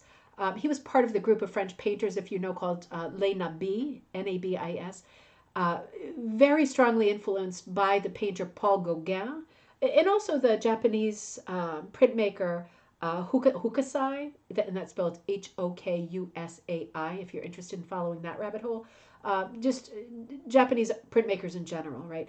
But this artist is really the missing link between Impressionism and Modernism. And you'll see what I mean when you look at his work. So Bonnard is known for stopping at a place where other people would not yet be finished. You know, Karen, that's a great question. Karen is asking, are the bags cut with scissors, rotary cutter, or what? Let me see if Wendy told us. She didn't tell us. I'm going to come to you just for a second and say, I don't know the answer to that, but I know that when I have hooked with plastic bags, I've only ever cut them with the scissors. And they are, for me, I never cut them equally. I suppose you could cut them with the rotary cutter, with your quilt, your transparent quilt ruler, so that they were all even. Hooking a plastic bag is going to be very different than hooking anything else. So them being a certain size is not going to be important because they don't play that game. So it doesn't really matter if they are perfectly wide, right, symmetrical and even. It's very easy to cut them with the scissors. And then you can make sure you get every scrap out of that bag, particularly if it's a color that you like, because there's not a lot of meat to the bag. You will need dozens and dozens of bags to do a piece that is even a welcome mat size. Like you'll need 100 or more bags to do even a small piece. So one of the great things about repurposing, right? I don't know what she did though, Karen. And I think she's at her grandson's, I think it was a soccer game tonight. This is called Woman with Cat. It was done in 1912. So he is known as the artist who somehow knew how to stop at just the right point before he was finished. And for him, this is finished, right? Because he had a famous quote. I'm never going to think of what it was, but it was something along the lines of like, composition means a good composition means stopping before you're finished. Something like that. That wasn't it, but something like that. She does say, no, wait a minute. She says, Le Chat Blanc. Okay, no. She just says my plastic bag color palette was limited, so she had to improvise with colors, and she's happily surprised with the results. I'm not surprised. Now, this is just a little bit of a rabbit hole, right? Because isn't this interesting, the thought? This is Coffee, a piece called Coffee 1915. Very Matisse style. Very Matisse. Annoying man from the comments, I'm coming. Okay, so that might not be good. I don't know. We'll see. We'll see what happens. But I'm thinking maybe not. Excellent. When okay. the comments turn into reality. Look at the comments. Oh, that's you. That is me. Okay, don't do that because we are thinking something else. Don't do annoying man in the... Okay. We were thinking something else, weren't we? Don't make me laugh. Go. Stop it. Stop leaving it. Okay. I'm sorry. He was leaving those comments. He deserves to be blocked. He is, and he's like he's How moving like could you? Popeye. Teddy, don't. I'm so sorry. This is a lot of candy they were eating at the birthday party. That's all I can say by way of explanation. And they're weird kids. They're also like weird. So anyway, coffee, very Matisse style. I agree. And this is not cropped. This is this is the way his paintings look. But I was kind of flipping through them because I thought it's kind of funny. And he just made up that screen name. That's a new one. The bathroom. I just love his work also because of the patterning. Doreen, don't be silly. That was so suspicious. It was insane. I was expecting something really bad to happen. You have to block him. Just block him before something bad happens. Even if we know it's Teddy, it's best to just block him. We cannot give him positive feedback for this craziness. And there was either an essay or a biography or something written about Bonnard that was called The Art of Knowing When to Stop. Right? We can transfer that principle to Teddy as well. He never knows when to stop. But you can see these are quite unfinished pieces that lend themselves beautifully to rug hooking. And guess what? He's copyright free. He entered the public domain, I think, in 2018. Every year, X amount of artists enter the public domain because of the year of their death, and also the place of residency, different countries, different rules. But Bonnard is certainly in the public domain. So you can do his pieces if they speak to you. And Chat Blanc is one of them, Le Chat Blanc. So this is the piece that spoke to Wendy. And absolutely she can do this piece. It's a public domain piece. It looks real similar, but I have to say, I like Wendy's even better. Absolutely beautiful, right? Absolutely beautiful. Wendy, those pieces are extraordinary. Karen, you did some crazy work at Solder Village. You took 4 classes and you made completely different pieces in each one. Here are projects that I finished in classes I took at the summer. The pumpkin was a huge stretch for me, but I like challenging myself. I don't know I do want to include everything, Karen. Everything. So is this like, Karen, is this a whole basket, or is this like a 3-dimensional? Well, this looks like a very wide cut, ripped piece. Did you hook this into burlap? I'm wondering. And is this like an applique piece that you applied to the bucket, or is this like a wraparound piece? This is a hugely wide piece. It doesn't look like a selvage, although it could be. Those colors are fabulous. Yeah, I love just the big, fat, wide pieces, right? And pretty bow on it too, and more kind of gauzy material. Really, really pretty piece. I'll wait for more info on that. This is the Jean Shepherd sheep, right? So let me see what you wrote about that. The sheep, of course, is from Jean Shepherd's class, and was done mostly in 8.5 cut, also a stretch for me, so quite wide. Karen, this is a beautiful piece. So much expression, right? So, I mean, it's just gorgeous. I'm not surprised because he is such a wizard, isn't he? And he seems like such a nice guy, too. Really beautiful piece. Karen, you are like one of the most prolific people, for sure. This is a piece you said, I don't know if I want you to, if I want to include it. Of course I want to include it. This is gorgeous. It is applique. But we all like everything, don't we? Because we're just fiber artists all around. This is a wool applique piece, and it is exceptional. I can see it's almost like a sampler hooked on linen, Karen. Okay, fantastic. That was a super, and you ripped that, right, Karen? You ripped the pumpkin pieces. That was super wide cut. I love this applique piece. You gotta love a primitive house with this many colored changes. I can see a sampler going on here with those French knot bushes in the front by the door. French knot is sometimes what we refer to as candle wicking. Remember that? If you ever took home ec, maybe you did a little bit of candle wicking, different colors. It's a lot of fun to do candle wicking with sock yarn and DMC floss or any floss. Get so much good color change. I love the Autumn Cottage too, Ryan. The willow tree is a daisy stitch, which is just when you pull up a loop and before you pull your stitch down and it makes a little dit dot, you let it hang into kind of a U shape. You let it sit there, and then you tack the edge of the U shape in place so that it can't disappear down into the backing, right? You anchor it down, and each little frond or petal is like a little U shape.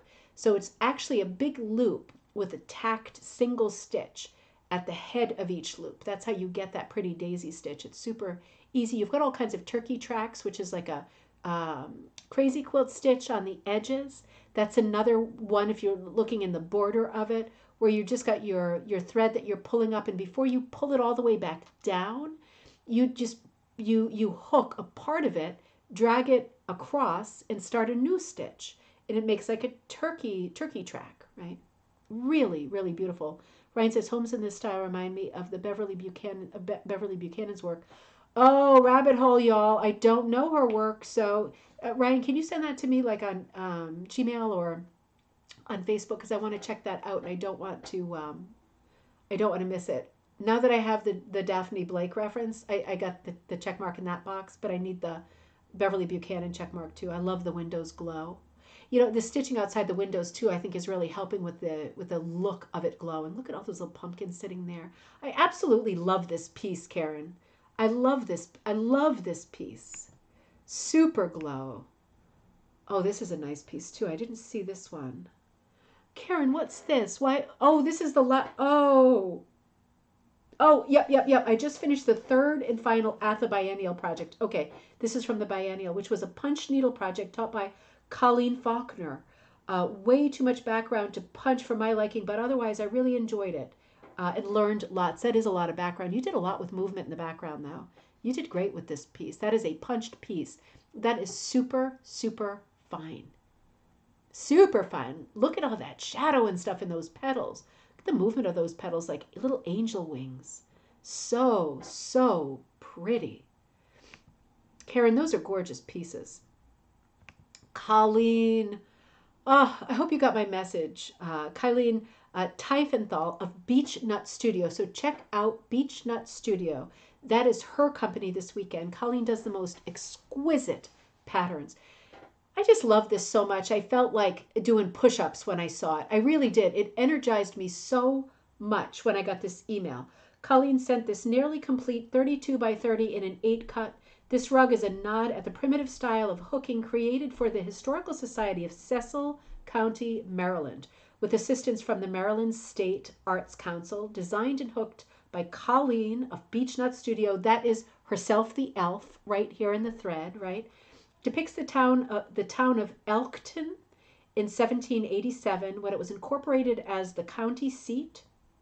It shows a traditional log cabin, a ship arriving on the Elk River, hanging quilts, wheat fields, which were a primitive crop, and grain being enjoyed by a crow. Oh. Traditional lamb's tongue and star motifs in the border, along with herring, a primary fish industry at the time. The piece will be presented to the Historical Society on October 7th of 2022 for display and education. Colleen, can you promise that you will take lots of pictures and post them so we can look at the pictures on the next gallery night? It is so special, moving, important, and beautiful to be getting these pieces to our local historical societies for education and display, exactly as you say. I love everything about this piece. You know, it's not like your other pieces either. That's why I felt so energized when I saw it. It's so different. You've pulled in all of these historical motifs that are so special to Elkton. You've pulled in the history of Elkton, and you are working well within your wheelhouse, but it is just not your typical subject. And it just shows the amount of stretch and bend that you can do as an artist. You are such a natural artist. This is such, color-wise, this is such a stunning and evocative piece. It has all of these historical undertones. It has a souvenir quality to it. It is so special. Please take pics. Please take pics. We need to see images like this, presentations like this, because it makes us all feel like we're going to live forever, right? Knowing that pieces like this will be hanging. This is part of our story too. It's your piece, but it's part of our story. We share this story. It's so important. I love the posture of the moose there too. The little head looks so happy looking up like that. It's just a beautiful piece. Love the crow dancing at the bottom right. Enjoying all that wheat, right? A little bits on the ground. It's just, I love the way that the town and the date are embedded. Anita says, lovely show. Oh, thanks, Anita. It's all amazing. It's all amazing. Absolutely beautiful, Colleen. Wizard. You're a wizard. Oh, April, guess who?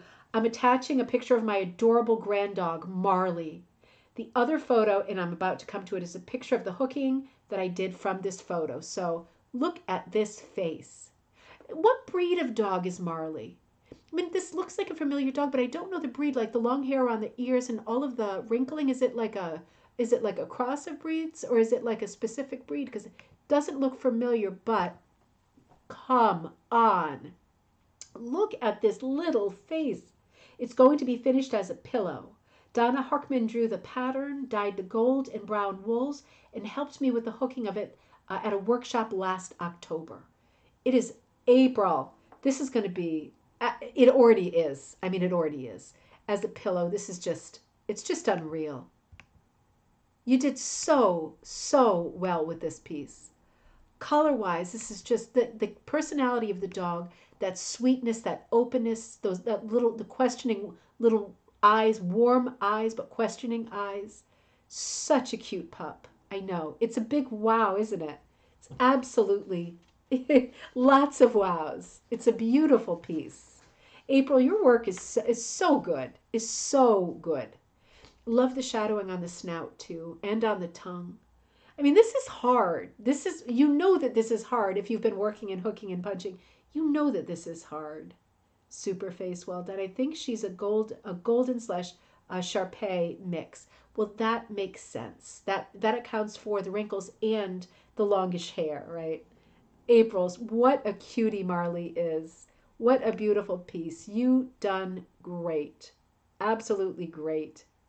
Totally switching gears here, Beverly. You know I've been watching your Halloween pieces like a hawk, like a crow, like a buzzard, because I love your work, and I love your Halloween work. We share that, right? For sure. This is your witch, right? We saw the beginning of this witch, maybe on the last gallery night, maybe just in the group, but I feel like we saw you start this on the last gallery night.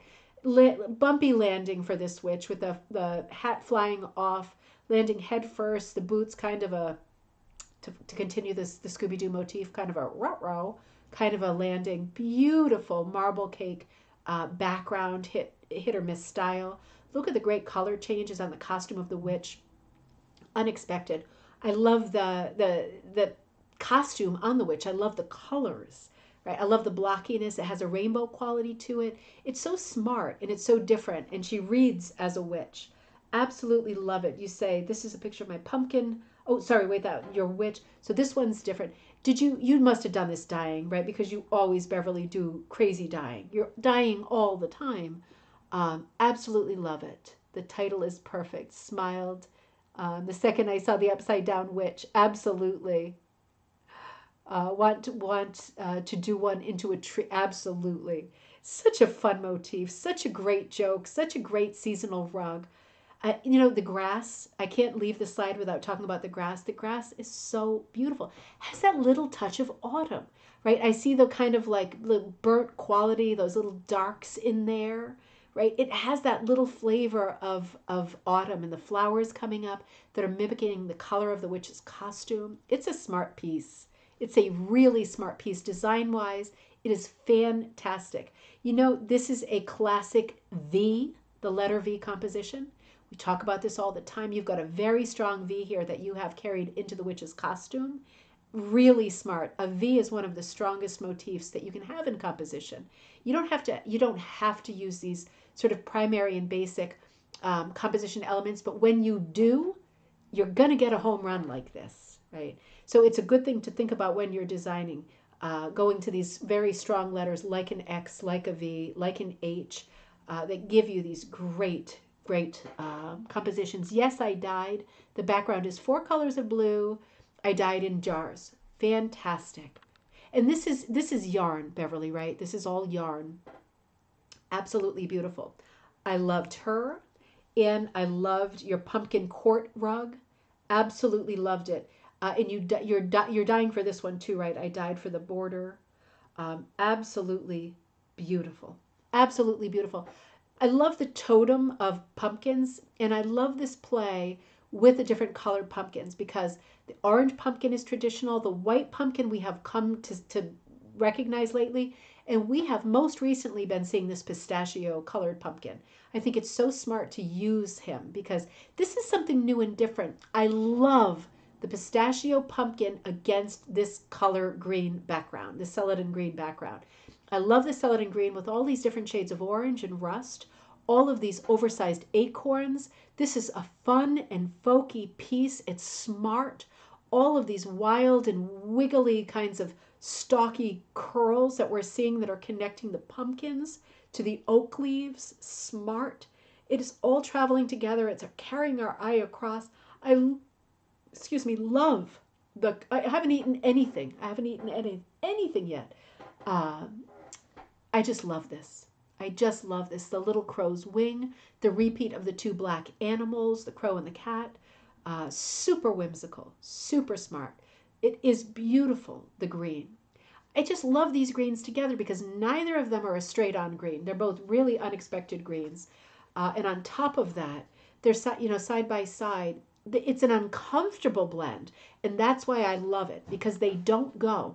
The pistachio is much cooler than the other green, the background green. And for that reason, we really focus on the union of those two. And I love the expression on the pistachio pumpkin too. I love all of their expressions. Fantastic piece. Really smart piece. Oh, so is this what you're using for the border? So you're about to use this for the border of the pumpkin court. All right, I got that. This is beautiful. Are you doing natural dyes, chemical dyes, food dyes, like food coloring dyes? These are such beautiful glowing colors. It's crazy. I absolutely love it, and I can't wait to see more. Beautiful. Now, I peeled this. Oh, no, this is my friend Anne. Oh, my buddy Anne. This is the squirrel that I put out as a free pattern. I'm having, I can't. I drank like 6 cups of coffee and I'm dying right now. Let's see if I can push through another 10 minutes. I hate to leave you even for a second, but I'm struggling. Let's see if I can keep making sense. Anne used that pattern that I put out for free. If you do not have it, absolutely download it. It is on our Facebook page, which is Raw Cooking and Symbol Punch Needle Club. And it's also on ribboncandyhooking.com, right on the website. This was a free pattern, and it's called Tis Autumn, of a little squirrel. And you can see that the way Anne has hooked it is very different. She's turned it into a purse. She's a speed demon to have gotten this done. Absolutely beautiful. She turned those stacked lamb's tongues into just half circles. Very different. Really beautiful. Beverly says the border I use Cushing and food coloring dye. That's funny because when I saw that, the colors, it reminded me of when I've dyed with food coloring. That's why I said that. Interesting. Food coloring has a very different, very mellow look. Food coloring dye sits right on the surface of your wool or yarn. Right on the surface. It doesn't soak right in. It sits on the edge and it gives a different look. Very mellow, very romantic feel to it, like firelight glowing. It's very, very different than any other type of dye. But for me, seeing this piece that Anne did was just remarkable because it's so different than the piece that I did. Let's look at some different shots of it. I'm still working on my piece too. This is the back of her bag. The lining, 2 squirrels. I mean, come on. So cool. And then the bag. I mean, this is just a great piece. She handled the border differently too. It almost looks like coral here. It's just great to see the different ways that people are hooking this pattern. I'm seeing more and more as time goes on. I haven't finished mine either, so don't even give it a second thought if you're thinking, oh my God, people are finishing their squirrels. You do it when you do it. And this piece is amazing. I love it, and I love you, and I love your daughter, Christy. Christy posted, and Christy doesn't know I'm using this piece. I hope it's okay. This is her drawing. This is her first piece. She is a total newbie. She is beginning hooking with us. She says, I am a virgin hooker, LOL. Oxymoron, right? I just drew up my first pattern of a goldfinch. So she drew this. She's super artistic like her mom. Making it into a throw pillow. I will use yellows, teals, black, and some neutrals for the background. Stay tuned. My mom is Anne. I know that. I know. Now we all know that. We were just out to eat not that long ago together. And she's starting to teach. So I think they've already gotten together. She says, Deanna, what do you think of the first pattern I whipped up? Christy, I think you are a genius, and I already loved you tons, and I love you even more. Now you are in the fold, and you are about to do your first great masterpiece, and it is going to be so exciting to watch you evolve this piece and to look at all of your consequent pieces after this. It's going to be so much fun to be able to work on projects together. I absolutely love it. Even from a point of view of a total stranger, this is an extraordinary piece, and you should be so proud of yourself. It's exceptional. Shannon, I don't know if you are on tonight, but I peeled this I was a bit of a predator, right? Jane helped me be a predator with this. This is Shannon's piece. Why do I not see my paperwork? Hold on, hold on. Oh, uh-oh. Let me see if I can find it. Shannon, what did I do? Oh, maybe I didn't write anything extra because I peeled it from our Facebook group. But pumpkins under, I think you put pumpkins under the sky. What did you call this? Pumpkins under the moon or under the sky. But this was in our Facebook group, and I had to peel it off because Shannon, I love your work. I love seeing your work. This is so cool. They are exactly, Lynn, vibrant, wonderful, beautiful. Look at all these color changes. Look at the variety. Look at the way the sky is hooked. I mean, this is smart. This is smart. I love the variety. I love the height of the pumpkins, right? There are a variety to the pumpkins, but they are tall and skinny, mostly pumpkins. Love the color changes. I love everything about it. I love everything about it. That's why I had to put it into the show because I was really floored. I mean, as soon as I saw it, I went, oh my God, oh my God. And then some. And I love the way there's a dip in the kind of horizon line, which is made by the top row of pumpkins. And in that dip, you have artfully angled the moon. All the different colors of stalks, all the different colors of pumpkins and striations. It's just brilliant. Shannon, it's brilliant. I love it. Linda Ann, I know you are traveling. You are starting on your Canadian holiday. So you are not with us, but I had to put in this beautiful rug that you did. You started this little 8x8 rug. This is out of date, but yesterday afternoon it wasn't. My first time hooking with velvet. I like how soft and pretty it looks. I have a limited color selection, so I did my best. You did fantastically. You did more than your best. You did magic. It reminds me of Tiny Cottage in the Woods of a Fairy Tale. This velvet is from Diane Collins Tobias, right? The velvet hook. She's got a wide selection of colors. She absolutely does. And if you're ordering stuff from me right now, she sent me a bunch of samples, so you will receive a sample of her velvet. If you've been ordering anything from Ribbon Candy Hooking, I've been shipping stuff with a little bit of velvet. I've got a loosey-goosey style, but it worked well once I got the feel for it. Loosey-goosey style is my favorite style. In the U.S. we say higgledy-piggledy. It's a style that I wish that I had, or I wish that I could evolve in my own hooking. I absolutely love it. I love you. I love the piece. I love the colors. I love the velvet. Diane does beautiful work. This is all absolutely stunning. So, Linda Ann, home run. Love it. This is another one. Jane sent me this one as a suggestion and I took it. This is Linda Diane Spencer. This was on our Facebook group and she wrote, my first attempt at rug punching. I found it a bit frustrating with the stretch of the monk's cloth, but I did it. Now, I love this piece. This is a great piece. I'm going to show you the front and the back. And Linda, if you are on or if you watch this later, I love this piece. This is a great piece to start with. All these beautiful horizon lines. It's very contemporary. It's super lovely. You did a amazing, bang on job. Fantastic job. And I'll tell you what, it is frustrating. It's frustrating no matter what. This is so bright. How do I make my face less facey? Let's see. Hang on. It's so much face. There. Okay. It is frustrating, Linda. So what I want to say is that just an idea. You showed real insight in saying that what is driving me crazy is the stretch of the monk's cloth. Monk's cloth is 100% cotton and it stretches.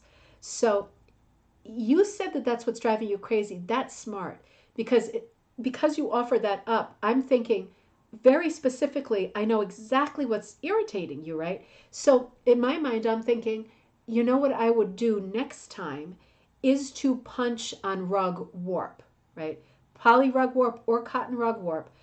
It's even tighter of a weave than monk's cloth and it doesn't have that stretch. So next piece, if you are Linda, or if you are someone else who is trying to punch and you're thinking, this is frustrating, it's stretching too much, my best advice for you, if that is what your complaint is, if that's your number one, it's going to work really well for you if your next piece is done on rug warp.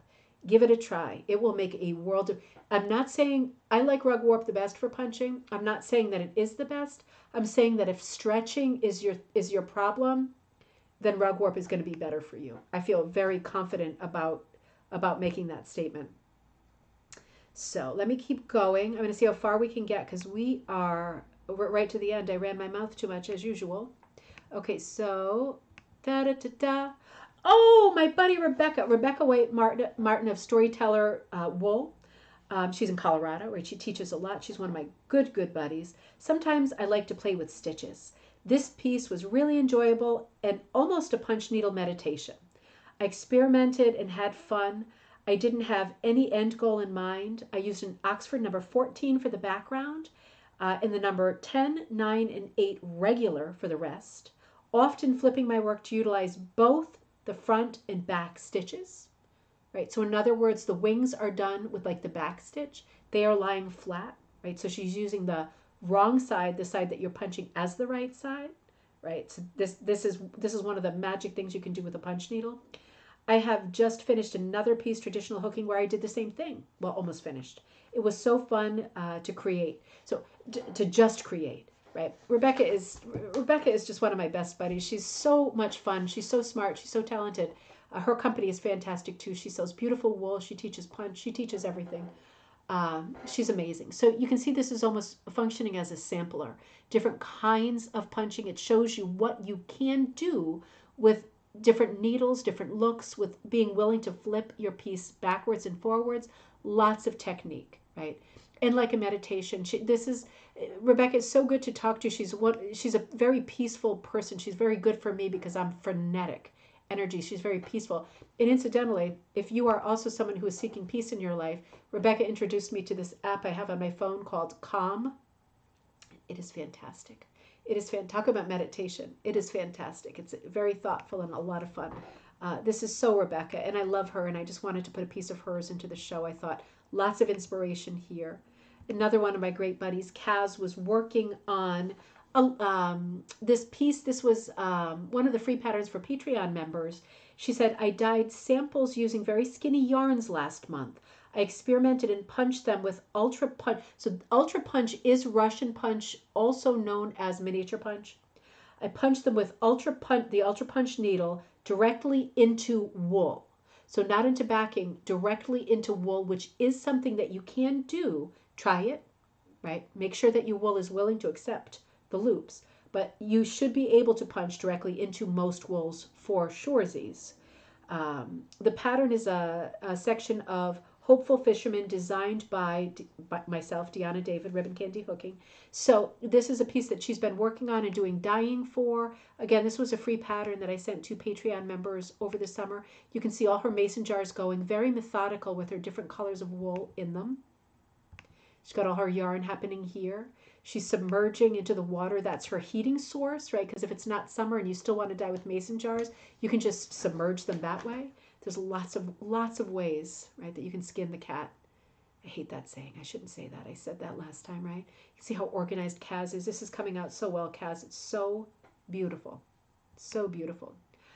Elise Breb Jouse, she says, she's in France, right? So she's in our group, our Facebook group in France. This is another one that Jane found.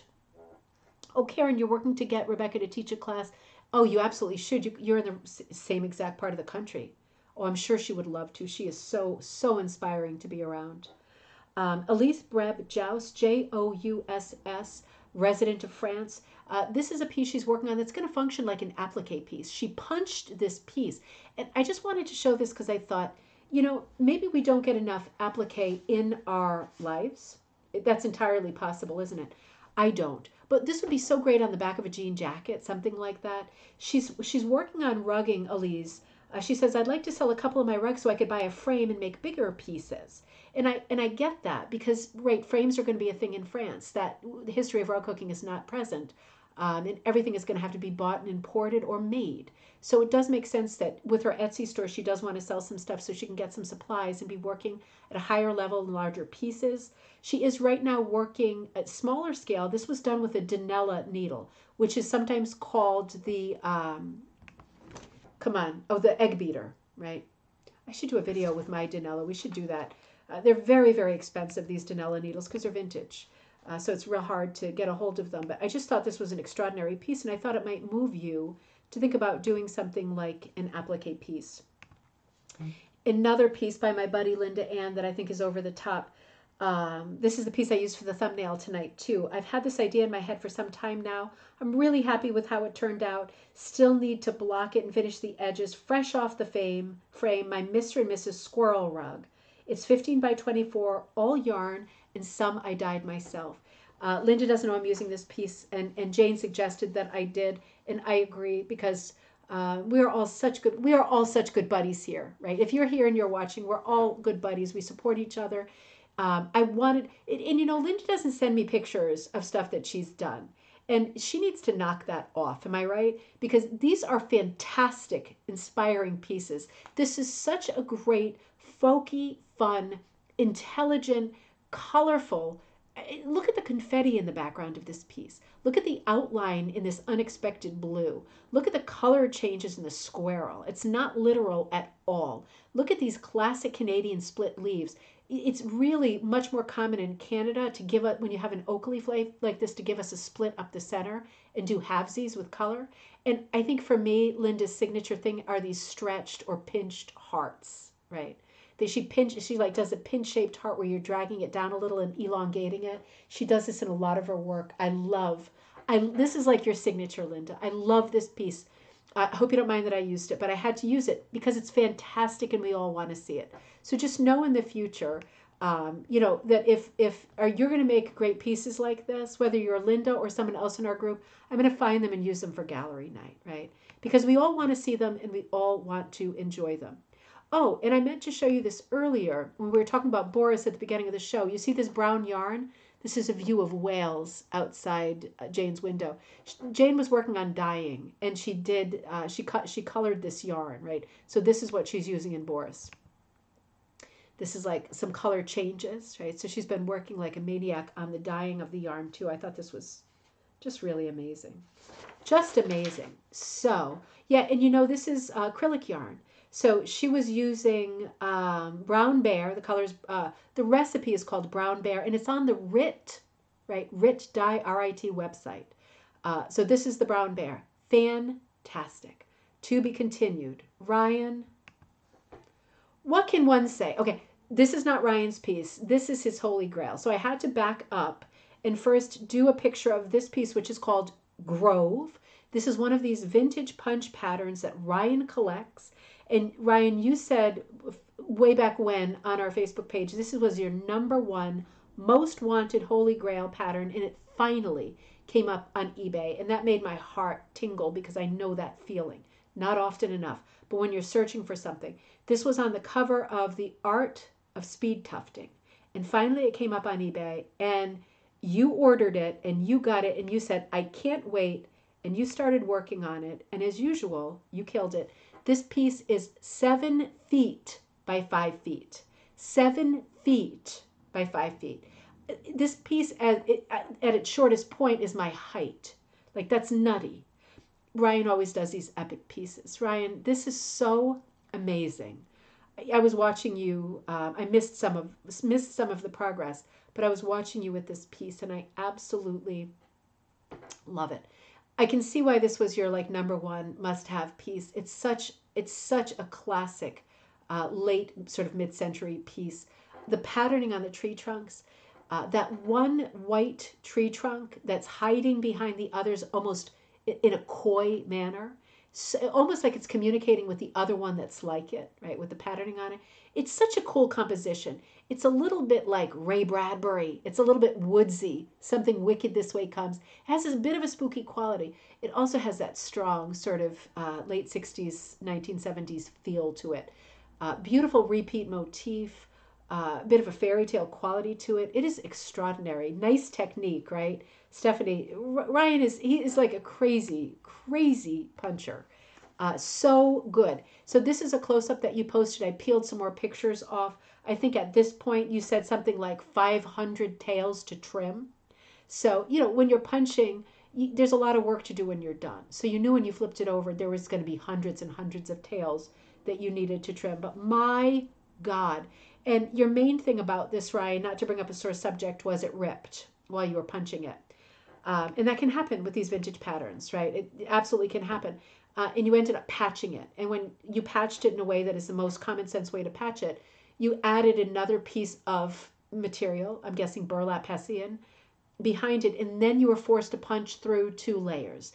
And that is hard. But I can't tell where you ripped it. And that means that you did a perfect job.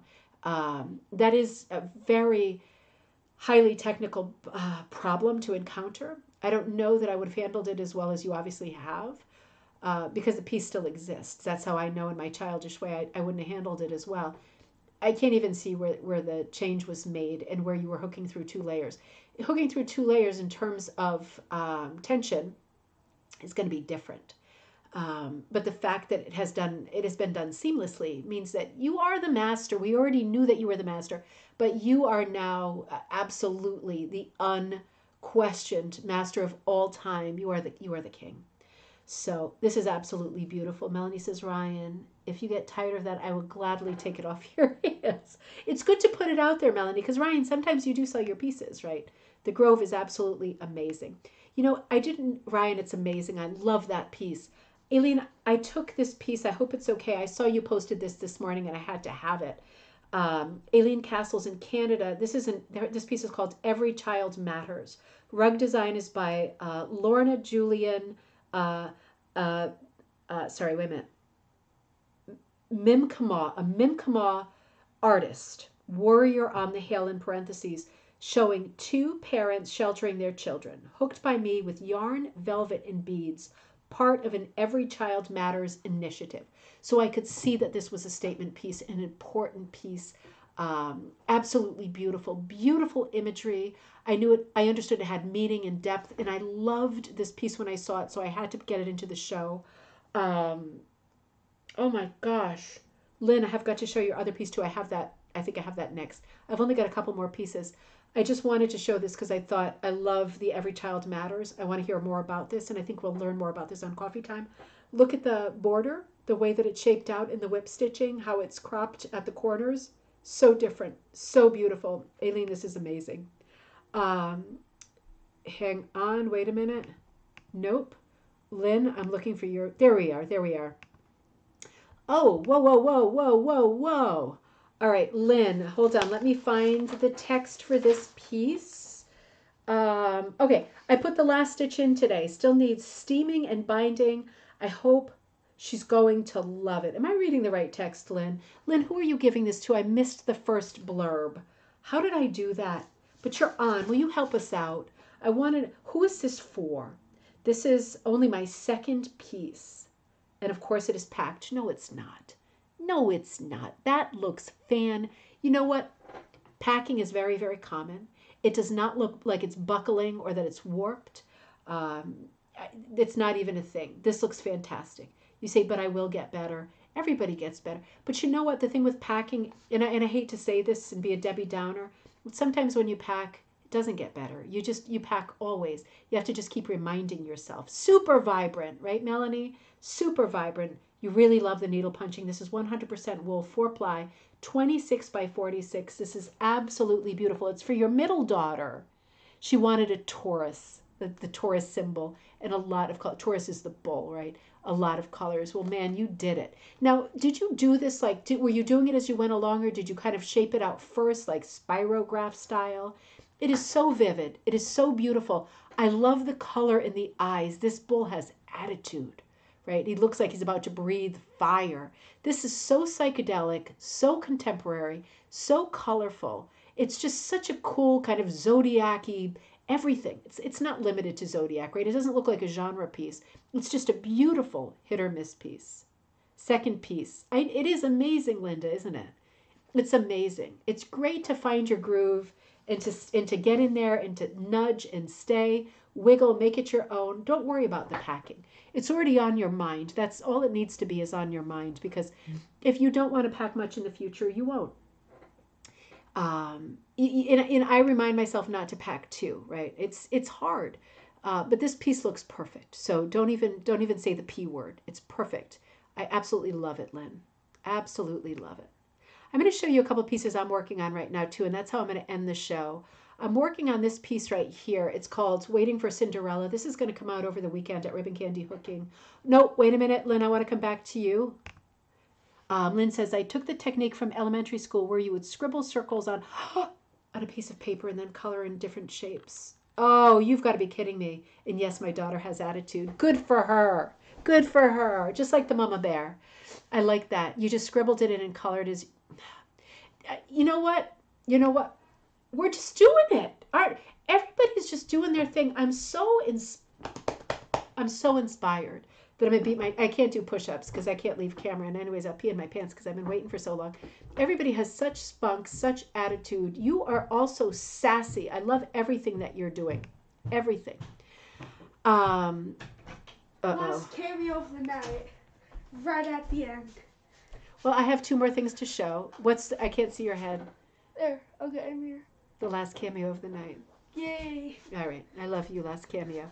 I'm going to show the two pieces I'm working on. This is called Waiting for Cinderella. And again, this is coming out over the weekend at Ribbon Candy Hooking. Love you, Ted.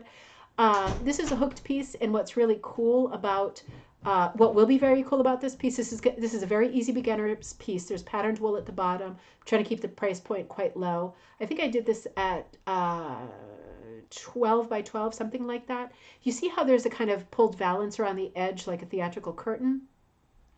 You're giving him encouragement, right? He's so cute. For an autistic boy, he is so outgoing and he loves to do his crazy cameos. Where you see the valance edge, what I'm going to do that you're going to see me work over the weekend, where it pulls up on the sides, those are all going to be sort of different bright colors. And in between each curtain pull, I'm going to leave my wool strips hanging down really long. So gravity is going to pull them down, but you know what I mean? They're going to be uneven, and there's going to be all these weird long strands that are hanging down at different heights right the way around. And it's going to kind of remind me about the tattered quality of the Cinderella story. So wish me luck, right? Think a good thought for me, and we'll see how that goes, because I don't know. I haven't done that before. I'm going to give it a shot and see how it goes, but it's a little sort of hollowed out pumpkin, and there's a little mouse waiting inside for his instructions. I'm working on that, and I'm also working on this piece. I should have put the whole picture up, but again, we were having a backyard party all day. This is a yard long, and what a yard long is, it's a yard long, right? So it's nice over the door or something like that. This piece is called Counting Sheep. I'll show you, but it's 36 inches wide. And the prestige of this piece, this is only part of it. I'm hooking it in very sort of soft colors. I have not hooked the sheep yet.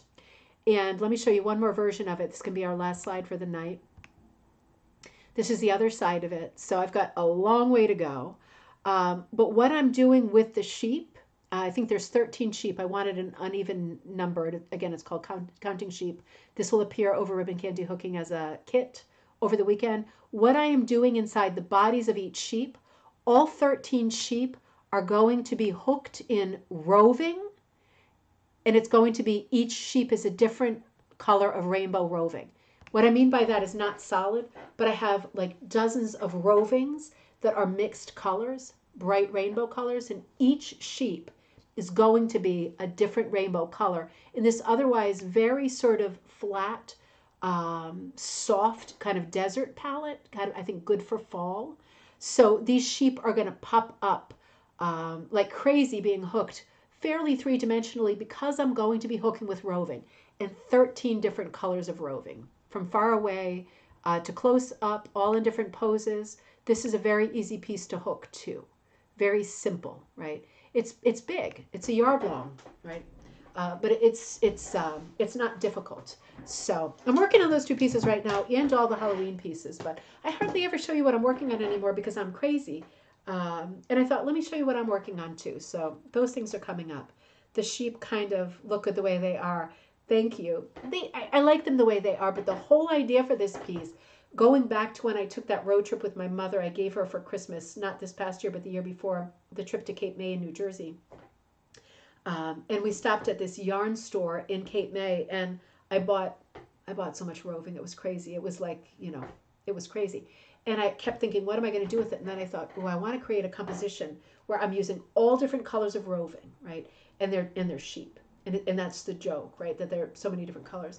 Finally, it took me like a year and a half to get to it, but it's a coming. Something's coming, as they say in West Side Story. Oh, thank you, Lynn.